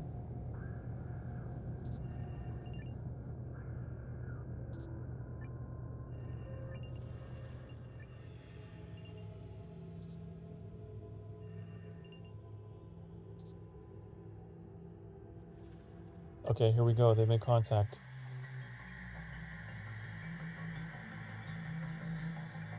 How is this gonna go? Are they gonna help each other? Or are they gonna attack? Oh, it's a surprise attack, war, or retreat. I knew it. I knew it. I knew it. I knew it. I knew it. I knew it. I knew it.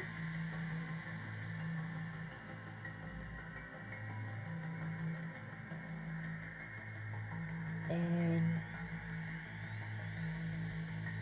what am I gonna do? I could have them retreat, but like, where are they gonna go?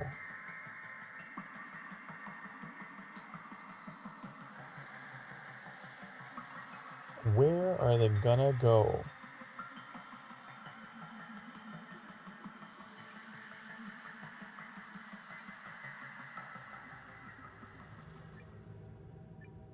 I'm gonna have them leave. Where are they gonna go?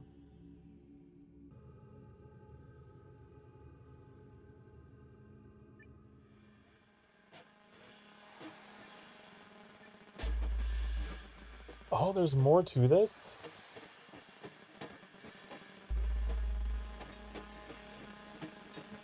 So they're trying to retreat, but they're gonna... Oh.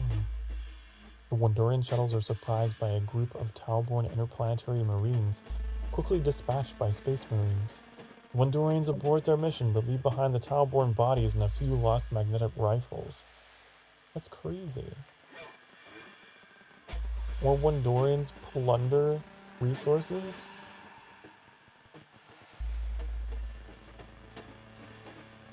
I kind of need them. I'm gonna do that. I think that's the most amicable way this could go. Not like they need the resources. They don't need them. Okay, so they are going to the Ross system. Where is that? Where is the Ross system?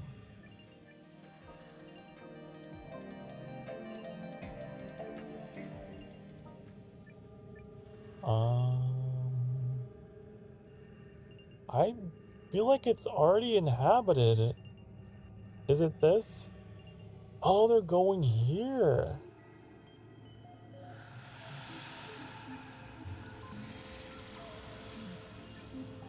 Again, they're gonna be disappointed. Come on, you got 2 systems up here you could colonize instead. But hey, they have 38,000 years worth of resources. I think they'll be okay.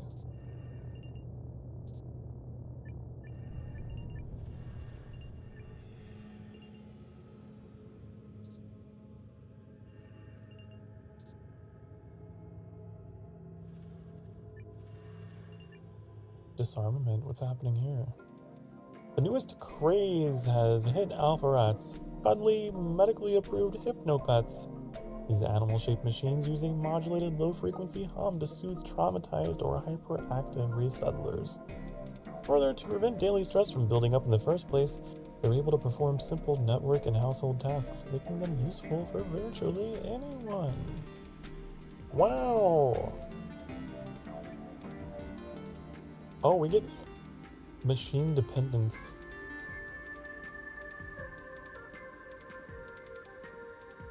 Machine dependence. Boy, it would help with the harm potential, though. That's tempting. No, I'll do it. Mostly because I just want to see all the machine...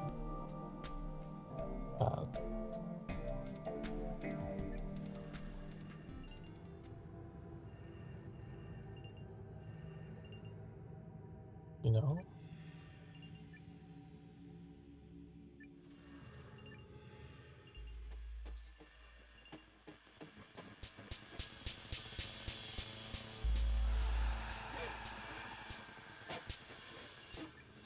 We got our scorpions reached industrial. It is time for Industream, though. We're coming up in 4 hours. Whoa, but look at that! The scorpions look so cool when they reach the industrial age. That's pretty neat.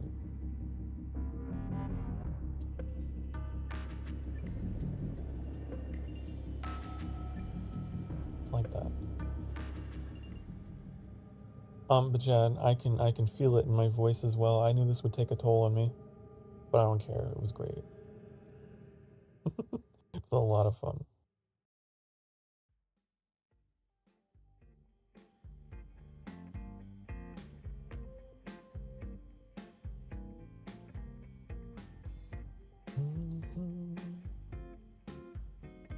Where's the door, honey? Door is coming. Let me save the game. Also, this game has Twitch integration for voting on events. I don't have enough people here to do that. One day we will. One day. I think it auto-saves, actually.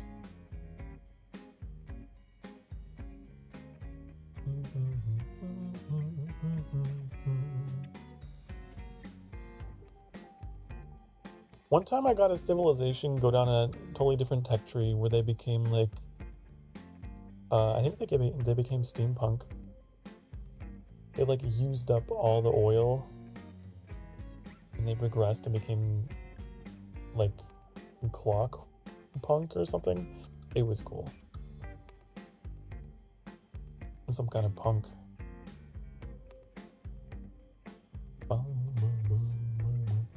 But I hope you guys appreciated it, enjoyed. That is officially another game that I have promised that I would give a little bit more attention this year. So you're welcome. Tomorrow, I will be playing Legend of Zelda Twilight Princess, which is another game that I had put on hold and I wanted to see through. So we're going to be going through that through hero mode, which means everything we kill is not going to drop hearts. All the pottery that we break is not going to drop hearts. It puts an interesting little spin on the game, so. Which Halo did you download? I haven't actually downloaded anything. But yeah, that reminds me, you guys, we might get some Halo on the channel in the near future. Might. Thanks to Metallic's generosity. Could happen. Maybe.